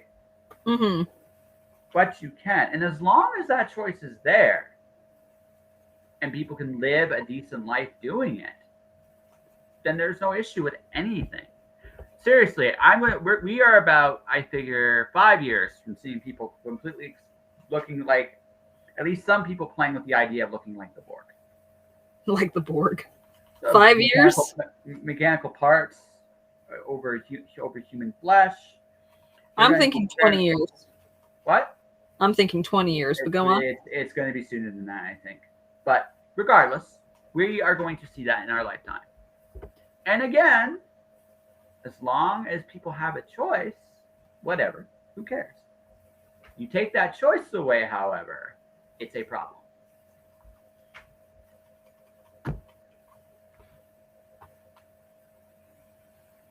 Yeah. I'm thinking. I know you are. Yeah. You know, the phrase coming to mind is you can give people something, but it's much harder to take it away, right? And does that also work in reverse, right? You can never give people something. That's a very random thought, but like, if you were to never give people the algorithm that makes it so that computers can give suggestions for things that you can ask your doctor, or even feeds that data to your doctor, I don't know. Does that mean that some alternative wouldn't come up in its place? I don't know. Well, I mean, we can always go back to. Okay, so here's the question you gotta ask yourself. Okay, that algorithm, is it replacing anything? Right? Is it replacing? I can go to a doctor today and say to a doctor, "Hey, my stomach hurts." Right? What are you gonna do? And that's truly probably the best way to go about it, right? Because again, your stomach hurts. You know it hurts. You may not know why, but your stomach hurts. And the doctor can go, "Okay, I think it's this. It could be gas. It could be like something much more serious, right? Who knows? They'll check you out. Okay. Are you farting? Are you doing this? Do you have symptoms? What kind of pain are you feeling? questions are being asked, right? Mm-hmm. And then at the very end of it, you go, well, okay, so the doctor will go to you. All right, I think it's gas. Here's some Tums. Or maybe this is a little bit more serious. Let's try this. And maybe you take the Tums and you have exploding diarrhea. I don't know. I'm just making something up here, just to make a point. Diarrhea, everybody. So then you go to the doctor. Doc, hey, listen, right? You fucked up because I can't leave the toilet. How do I leave the toilet? Right? Do something. Yeah, exactly. How do I leave the toilet? Right? Sounds silly, but here's the beautiful thing about that relationship. You're having two experts, like, because you know what your body feels like doing it. Mm-hmm. And your doctor has at least an idea. Now, based on this, he'll never give you Tums again, just because that doesn't seem like a good idea, right? Mm-hmm. But at that particular point in time, right, they themselves will have knowledge that will be able to help you in the future for the better. So the question then becomes this: having an algorithm giving you these suggestions from a distance, is that better than that? My tendency is to think no. I'm gonna say, unless you want to add something. Like, what do you mean by add something? Oh, it sounded like you were about to say something. Yeah, no. Like that's the first. Well, the second question is, if it is, what's it adding? And more importantly, is it doing it better than what's already existing? Mm-hmm. And again, is it a convenience or a necessity? Mm-hmm. And if it's into the convenience aspect of things and you want to make your life more convenient, sure, why not? If that's what you want to do, I wouldn't. But then again, I look at things a little differently. But if you want to, you're like, it's no big deal. Who am I to argue with you? Mm-hmm. Whatever, right? But sure. if you decide, but if suddenly I'm like, well, instead of making an appointment to see your doctor, we got this like giant like database, so you can input like these particular symptoms, and we can narrow down your right, and that's the way of the future. I'll be like, I don't think this is a good idea. That's yeah, that last thing that you said, the thing that keeps screaming in my mind is WebMD, right? You fucking put in that you have a head cold and it tells you you're dying of brain cancer. That's what we don't want. That's one of the things that we don't want, right? The other thing that you had mentioned is this better than what you already have? And this goes back to the in the perfect world argument, because right now in the US, we don't have anything better. Or at least, we talked about this last time. If we don't have the money for anything better, then we're up shit's creek, right? So it might be useful to have a database that is recording our symptoms and is like noticing the data that is a symptom, rather than leaving us to be like, that's no big deal, right?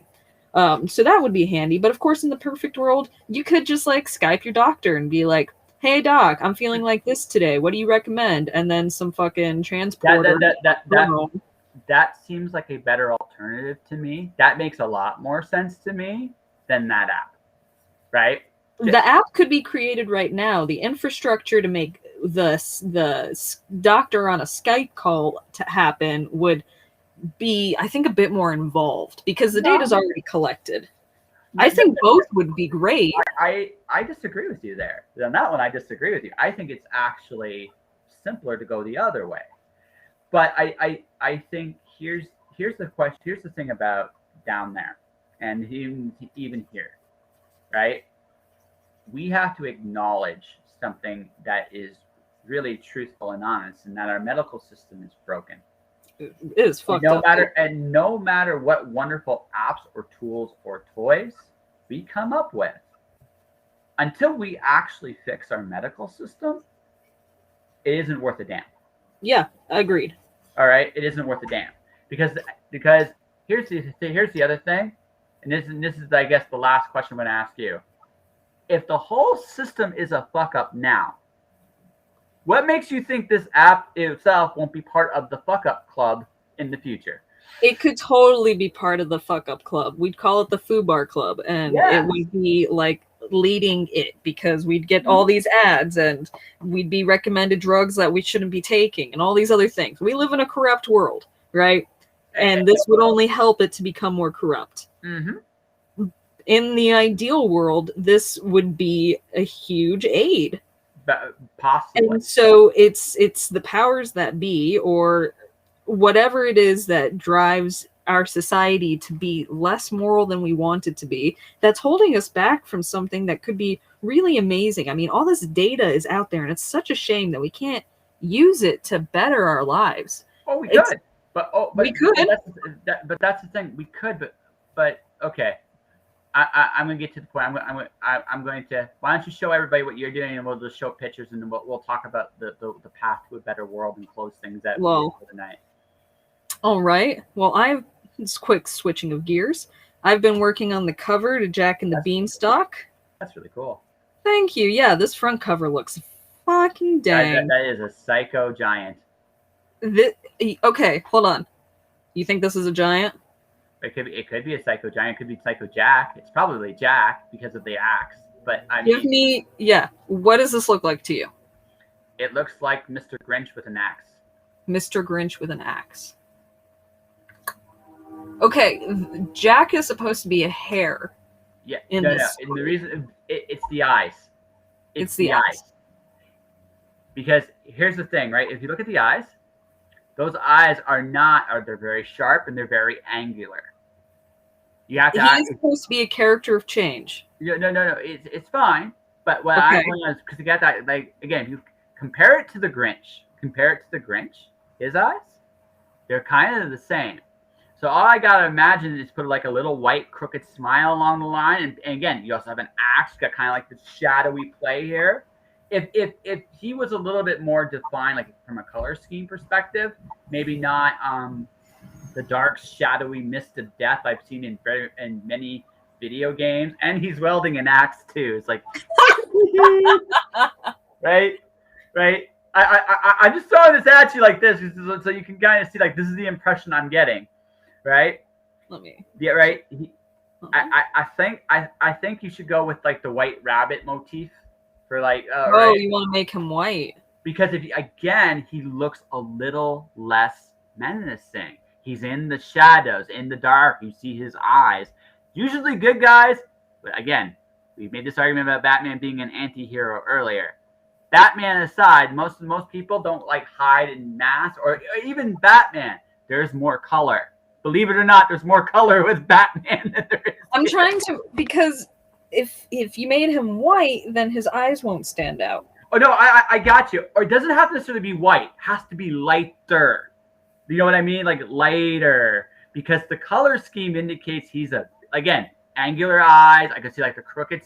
Again, imagine the Grinch's crooked smile there. Would that be that out of place with what you've drawn? It wouldn't be that out of place, but he is a character of mischievousness. I mean, he steals shit and he wrecks their home and he brings it down to the ground. Okay, so what if you made him like green or red? Red would clash with the color. Yeah, but we're talking here. I'm just throwing this. Yeah. You said what if, and that's what would happen. Yeah, the only reason I'm bringing this up is because what you got going on here is like. Again, he looks more like, you want him to be, not necessarily a good guy, but something like a little bit more mischievous. How about yellow? Right? You'd have to change his eye color a little bit, but yellow would, something not as, not as contrasting. I can't believe I'm talking art like this. I never thought I would do this in a million years. Yeah, how about that? Look at you. Yeah. But the thing is, storytelling-wise, he's a shadowy dude with an axe that kind of reminds me of one of those Suicide Kings on the deck of cards. I'm not sure that's the impression you want with, from a tonal standpoint.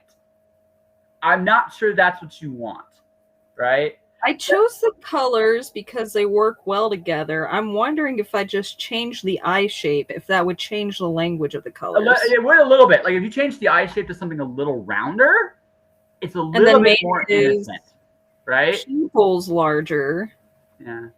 then that would make him a bit less menacing. Yes. Because the colors.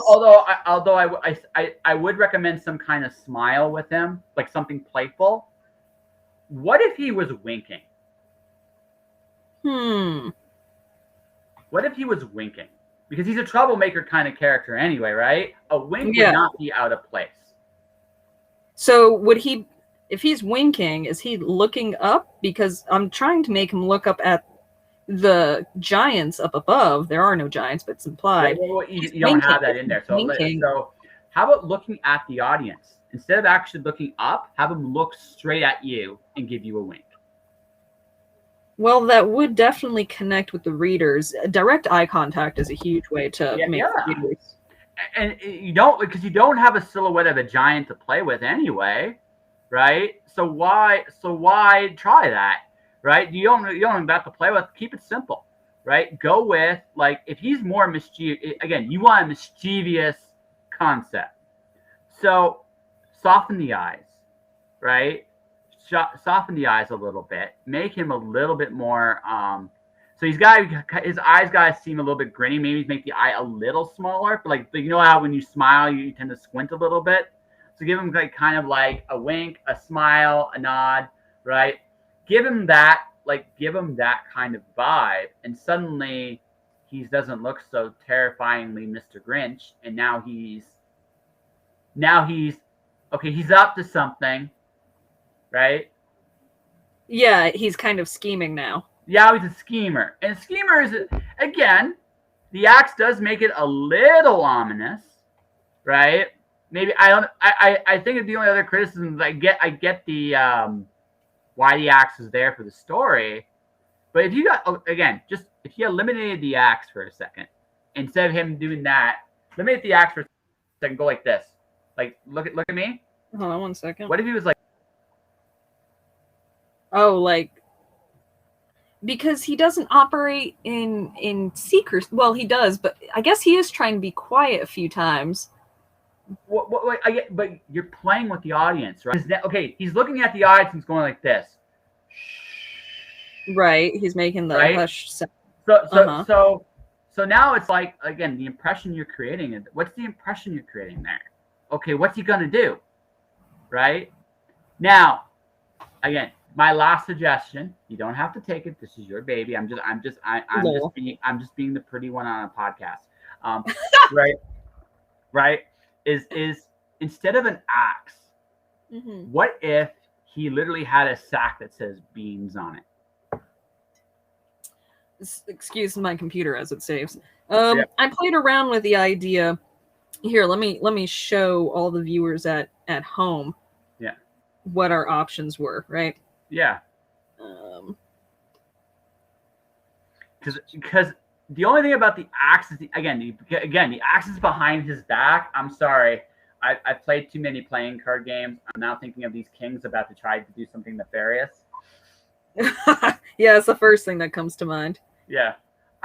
Again, hey, listen. The Grinch thing, you saw the Grinch thing. Yeah, no, I definitely didn't give the vibe I wanted. I heard your first comment. I was like, what? You say what? It looks like what now? Oh, geez, hold on. I have so many files here, it's hard to find. Layers are a beautiful thing. Yeah, right? Layers are a beautiful thing. I must be on like 250 right now. Nope. No. You just give it a moment.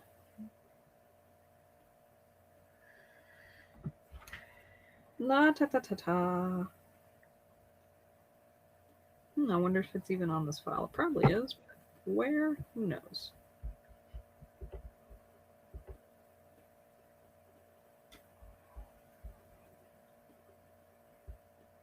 And yes, folks, I have done all kinds of wonderful, stimulating, thoughtful questions and stuff about this in this podcast. Oh, here we are. Okay. Cool.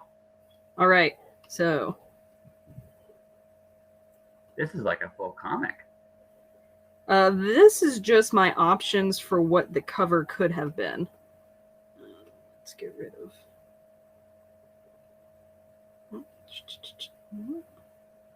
Nope. Okay, fine. We'll keep it. I think this whole thing was filled up at one time. That's okay. It started out like this. There's plenty here to look at. So why don't you just like zoom in a little bit so we can kind of just see a few of your options, and maybe we can figure out a couple different things.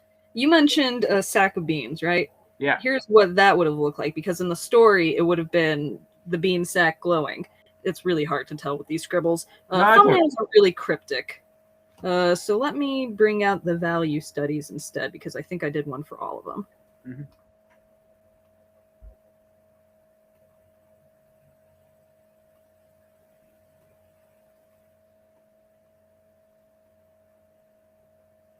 Okay, here we go. Get rid of you and get rid of you. Okay. So here's a value study for what that would have looked like, right? You had your beans, and then in this story, in my version of it, the beans are glowing, so you'd have that upwards light going into the face, and he would still look rather mischievous. You were talking about a bean sack, thought about that, here's what it might look like. Except the beans are in his hands, not in a sack, because it's never really shown in a sack. Here's the version that I'm working on now. It's not the exact replica, but it's the silhouette, the title in the silhouette, the axe, and originally I wanted the shadow of the Beanstalk on the snow because he's an Arctic hare. But I also had a bunch where he's like jumping from the beanstalk, right? And there's a shadow in the clouds. I think for the back cover, I settled on. Yeah, I made this the back cover. It was supposed to be the front cover. But right, so covers. Geez, I could go a lot of directions with what I want to say about that. But a lot of times they could either stand by themselves and the composition can work solo, or you can have the cover front and back interacting with each other. Mm-hmm. And so, the choices seemed easy when the front and back cover talk to each other, but then the choices are doubled when I take the front and back cover apart and mix and match. So not even doubled, but like exponential. So I looked at these covers and got the inspiration from bestsellers. I went to a bunch of kids' book publishers and looked at their bestseller list and saw how their covers were composed. So this is where all these ideas came from. Yeah. And there's more ideas, but I don't want to overwhelm the time that we have here. Sure, I can definitely see some of the things you thought about. You like the idea of the interactive play cover. I can see that. Mm-hmm. So. Yeah, I should have asked folks which ones caught their eyes, but in the end, I settled on this guy and this guy. Well, so is he? So in your story, is Jack sneaking around a lot? Maybe like 4 pages out of the 32. Okay. Is it a big part of the story? I mean, I think it's a signature part of the Jack and the Beanstalk story that he sneaks. Okay, because okay, so these are just different things we could play with, right? Mm-hmm. You could reimagine the sneak theme like he's breaking into a place, right? But you can make him fun, right? Give him like a sack that's glowing beans, right? And give him some like outlandish costume, right? Make it feel like it's silly, good. It's silliness, right? Mm-hmm. No true master thief is going to wear a full-fledged costume that's over the top and blinds you upon like looking at it, right? Mm-hmm. Right. So what, like you could do like a classic like pulpy style like I'd almost say like the Shadow or like the Green Hornet, or you can take like an old pulp concept and put Mm-hmm. it on the front and make Jack be as silly as freaking possible in the front, and you would get your tone and you'd invite the reader to see what's coming. The only Mm-hmm. downside to that is because your story is an old school story, right? Your cover has to match the tone of the story. So, or at least the themes of your story, right? But again, it's one of those. If I were to do a cover for like the basic, like sneaky, mischievous, causing all kinds of chaos, I'd be looking at stuff like foxes, hares, um, like a lot of the mythological tricksters, and I would go out of my way to make the goofier variations of them as much as possible, right? Mm-hmm. Because it sounds to me like Jack's the trickster in your story. Well, he is a hare, right? So Yeah, you're talking about tricksters and whatnot. yeah. Um, Bugs Bunny is one of my all-time favorite tricksters. a lot of what goes into a cover is also about how you want the viewers to feel, right? It's supposed to, covers are supposed to help with word of mouth resale value because it's the word of mouth that makes people want to buy the book. Mm-hmm. If your parent buddy recommends it, then you're more likely to read it to your kid. So I went with a silhouette like this because I wanted to show the story of this sneaky kid who takes a risk and changes things for the better in his life. Mm-hmm. It's risky to take a risk, but he does it, and he's that kind of character who does it. So I'm trying to deliver on that character promise of he's risky, he's sneaky, and he's also well intentioned. So we're back to the whole mischievous feel. And then I went Well, with this. Mm-hmm. the I think the axe is the problem. To be perfectly honest with you, I think the axe is the problem. Because I don't necessarily think he's a good again, I'm not saying an axe in itself is a bad guy thing. Mm-hmm. Yeah, soften the eyes for sure. That definitely helps, right? But the axe again. I don't know. I don't know too many heroic characters that I can think of that uses an or even a trickster characters. If I look at an axe or a knife or a gun or a weapon, right? Right? Unless it's something as absurd as a slingshot or a toy gun. Like literally, if you had a gun on it and it said Acme, right?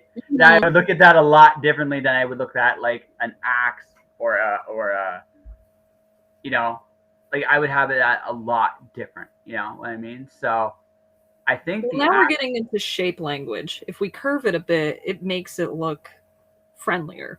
Go on. It's still an axe. Like you know what I mean? It's still an axe, right? I Mhm. don't. I think I or if you are going to keep the axe,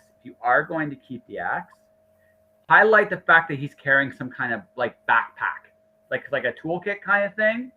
If you can't, if you feel you must have weapons and stuff, where does that make sense? What if you made him look a little bit more like a Boy Scout?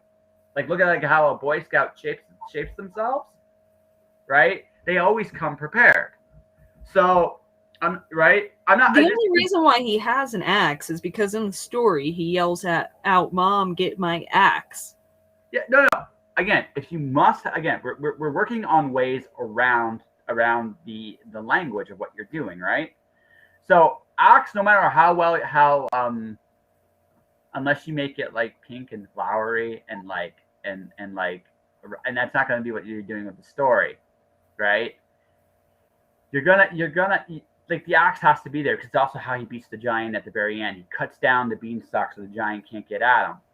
So the story that then a guy like this that would get into trouble, right, might be a little bit more prepared than the average trick kid walking in over his head. Slightly more prepared, still over his head, but he might have like some quick thinking ingenuity. So like if he had a backpack or a like the equivalent of Batman's utility belt, right?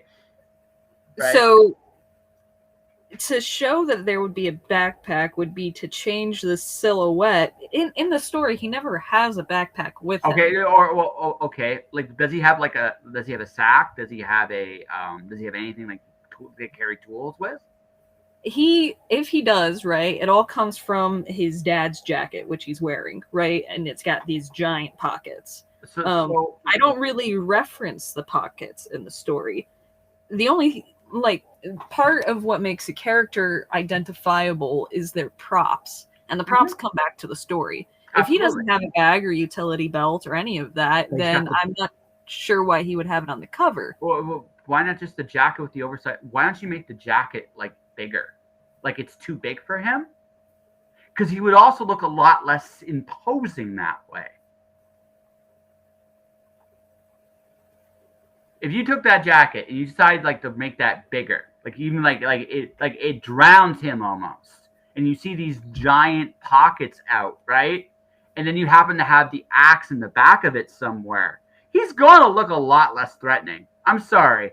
If you're going to come at me with clothes like 2 sizes too big, I'm not going to take you as seriously as a threat. I'm just trying, because to show the axe in the pocket, I would need to change the whole pose. No, I get you. So but again, if you're looking at part of what made the initial reaction, again, looking at 2 things, right? The eyes were a little too Mr. Grinch for your comfort, right? Hence the suggestion there, right? And I get it. The axe is part of the Jack and the Beanstalk story, right? So the challenge then is to make Jack look less threatening and more mischievous, right? There's a couple ways you can do that. One of them is put him in stuff twice his size, right? Yeah, I could make the collar look bigger, but zooming out on him so that it shows an axe in a pocket might not be doable. Well, but I can that's fine. Make it look like he's swimming in a jacket. But what if you still have so you leave the axe where it is. But what if you make the jacket just bigger? So it's almost like it drowns the axe a little bit as well. It blunts it a little bit. It's still there. But let's say you have he instead of you've seen characters where they're completely absorbed by their clothes, right? Mm-hmm. Why don't you feed on that slightly? Right? Part of the reason he's so shadowed up is because his clothes are so big they're swallowing him whole. Mm-hmm. Right? He suddenly looks a lot less threatening, right? Okay. Right? Well, does what I'm saying make sense? Yeah, I hear what you're saying. It's kind of goofy at that point. Kind of. Right? But again, how serious again, this goes back to your tone of story, right? How serious is Jack? Is Jack a serious character? Is he a silly character? Right? The trick is you gotta make him seem somewhat less imposing somehow. Right? The eyes are a big part of that for sure. Right? But again, you don't want him to feel like you want him to be a menace in the Dennis the Menace category, not so much like I'm a serial killer. You're not wrong. Yeah. I don't want him to look like a serial killer. Which kind of did when I first saw him. Sorry. Well, you remember my plot twist holiday card collection, right? Yeah. I'm very used to horror stuff and like making the suspense happen and all that. So I guess it kind of bleeds through. But if this is for kids audience, and I appreciate all of the feedback. I think making the eyes bigger and using more curved shape language will give us that childlike vibe. I'm more childlike vibe. On how I might make the coat a little bit bigger, but if I perfect the eyes and the axe a little bit more, the oversized coat might not be necessary. This is your baby, not mine. I'm just saying, like the 2 biggest problems when I first saw him was like that he looks kind of villainous because he's shadowy, the eyes. I mean, come on. God, I love layers. Yeah, I think my first point stands. It's like he looks like this sharp, angular, right? Yeah, make him a little less angular, and then make everything a little bit more curvy.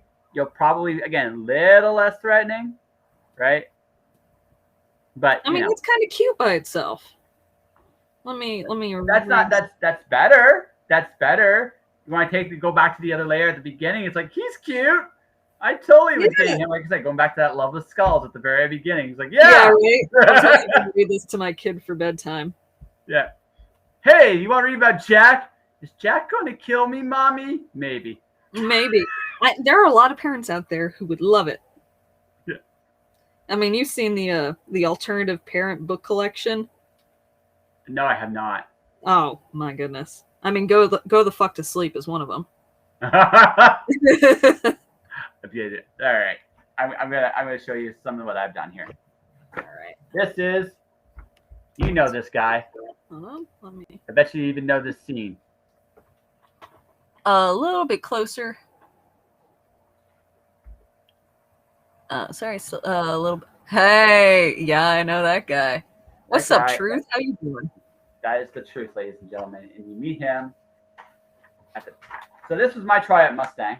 I didn't get the hair right. You got his expression right, though. He is a grumbly guy. Yeah. Yep. Military dude. Right. My favorite 8-page comic is him fighting Edward one-on-one. Mm-hmm. That was hilarious. Mm-hmm. This is my first try at Edward Elworth.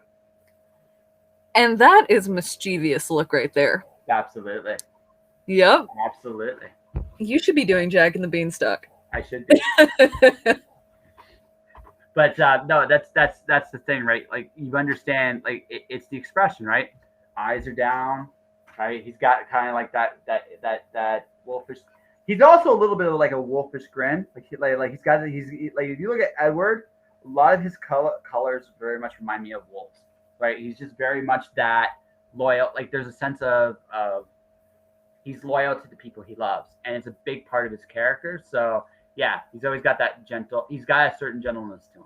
Mm-hmm. But all right, so to the final point, then we'll wrap this bad boy up because we're talking about applications in the perfect benevolent world. Right, perfect benevolent Star Trek world. Future. So here's my ultimate question for you: if we truly lived in a perfect benevolent world, how many of these tools would we actually need? Because in a perfect benevolent world, integrity, honesty, transparency, and critical thinking, I think, would be a lot more encouraged than it is. And if that's the case, a lot of these, I would argue that the majority of how the world is done today would be completely different. And I would argue that I think a lot of our systems would be simpler. It doesn't necessarily mean there wouldn't be apps here and there. I just think that the world as we know it would be a much simpler one to live in. And because we'd be a lot more, you wouldn't have to struggle so hard to find a living as an artist. There would be more opportunities, more broader opportunities available, I think. That doesn't mean there wouldn't be pressure, but I think there would be less. I think we would be less inclined to be playing on the apps on our phone. If the world was in a slightly better pace. Now maybe again, I might be wrong. I'm totally get it. I'm pushing 40. I'm old, and I'm not quite at the point where I'm talking to clouds yet, but that might come in a couple of years. One never knows. We'll leave that to the future to decide. Yeah. Off the books yet. Yeah. Well, hey, listen. If I talk to clouds, I will have a good time. I'll have you know. Okay. Well, I think you could have a good time doing almost anything you want to do. You're just that kind of person. Pretty much. Right. Yeah.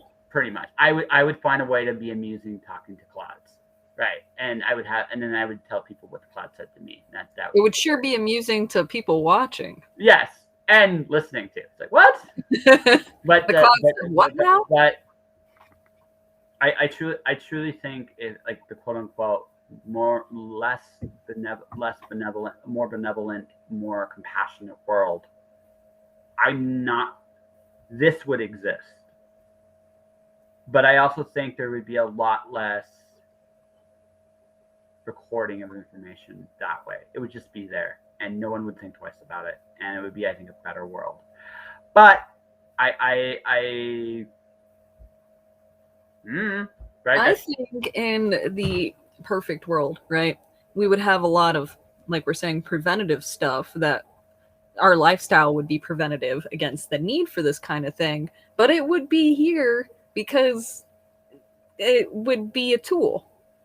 But it would be a lot less prevalent. We wouldn't have it.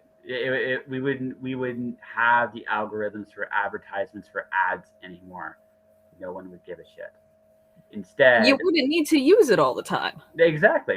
Yeah. It would be again, and we come back to something I said very much.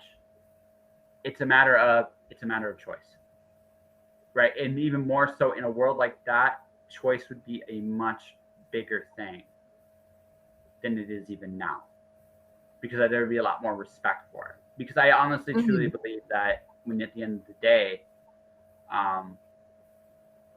you have to give people the freedom to be assholes. And honestly, ironically, it is in that freedom you build the most trust, you build the most thinking, you build the healthier way of living. And that's just my opinion. Yeah. I hear you there. Yeah.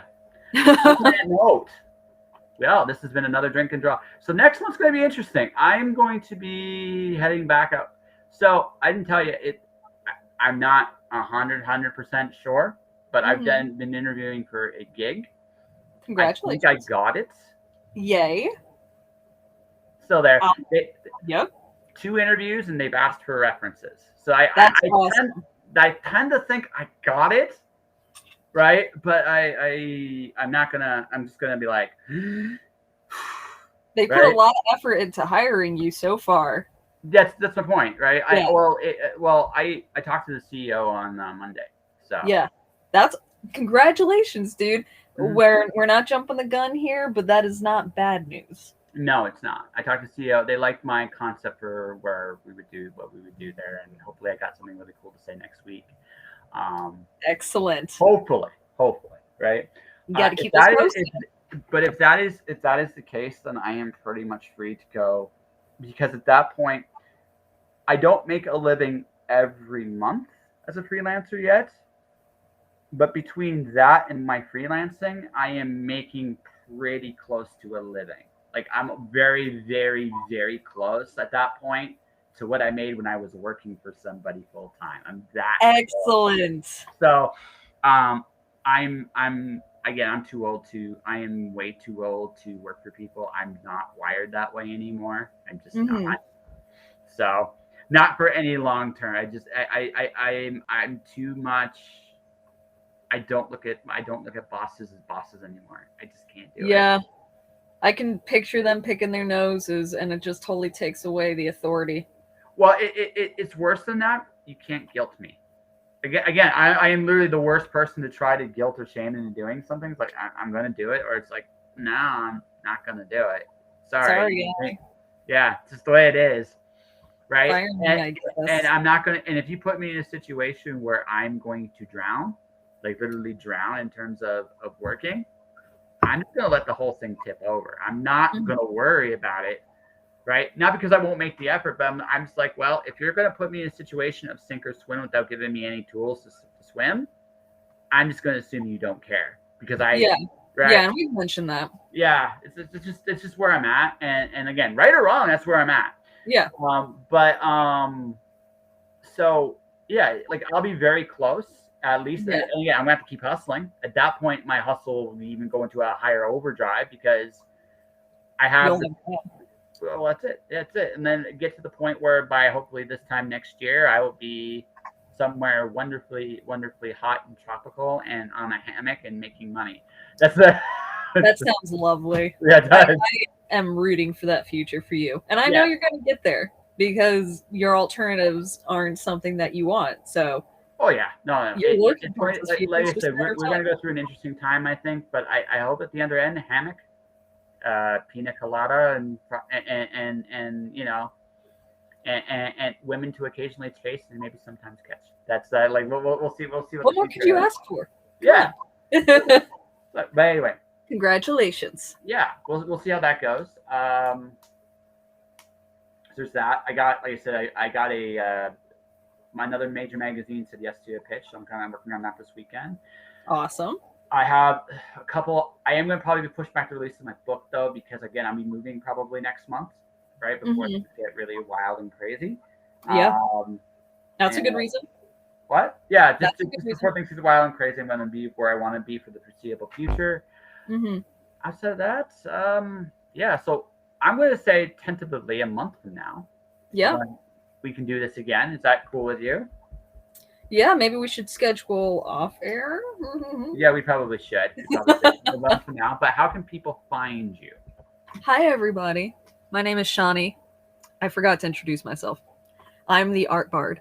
I help people tell their stories visually, typically through picture books, illustrations, sometimes portraits. You can find my work at theartbard.com. Again, that's theartbard.com. You can also email me at theartbard@gmail.com. Just say hi. Whatevs. That's cool. And I'm looking forward to chatting. I have a Calendly if you want to, do a video session. And that's the main ways that you can reach me. Otherwise, surprise me. Sometimes I'm on Instagram, sometimes I'm on Facebook, but really just go with the email thing. That's way easier. Go with email, folks. Social media, she disappears. She's ninjas out, as I've learned. But anyways, that's neither here nor there. That's it for this week, guys. I'm going to be doing 4 shows. The plan is 4 shows next week. I got 2 confirmed guests. I'll be looking for some this weekend. I've been scheduling week to week just because I know I'm going to be heading into the new horizons. That will end in November. In November, I'll be back to scheduling it like a month in advance, like I've been doing in the past. Excellent. I'm not quite sure when things are going to allow me to jump, but I'm hoping next week I'll figure that out too. If you guys want to support this podcast, support a couple different ways. Twitch.tv/JustJoshingPodcast. That's the easiest way. Hit the follow button there. YouTube channel is Joshua Pentelaresso. Hit the like, follow, enable notifications on the subscribe button. Right? Let people know I'm there. Alice Zero is nominated for the Elgin Award. Alice 1 is again, tentatively November 1st. I'm probably going to make an official announcement about when I'm going to change it. I'm probably thinking December 1st realistically, but that's probably what. But we're going to. I'll let you guys know when I know. To the rest, guys, stay inspired. Keep making beautiful things. Keep shining in the dark. I will see you guys Monday. Night, everybody.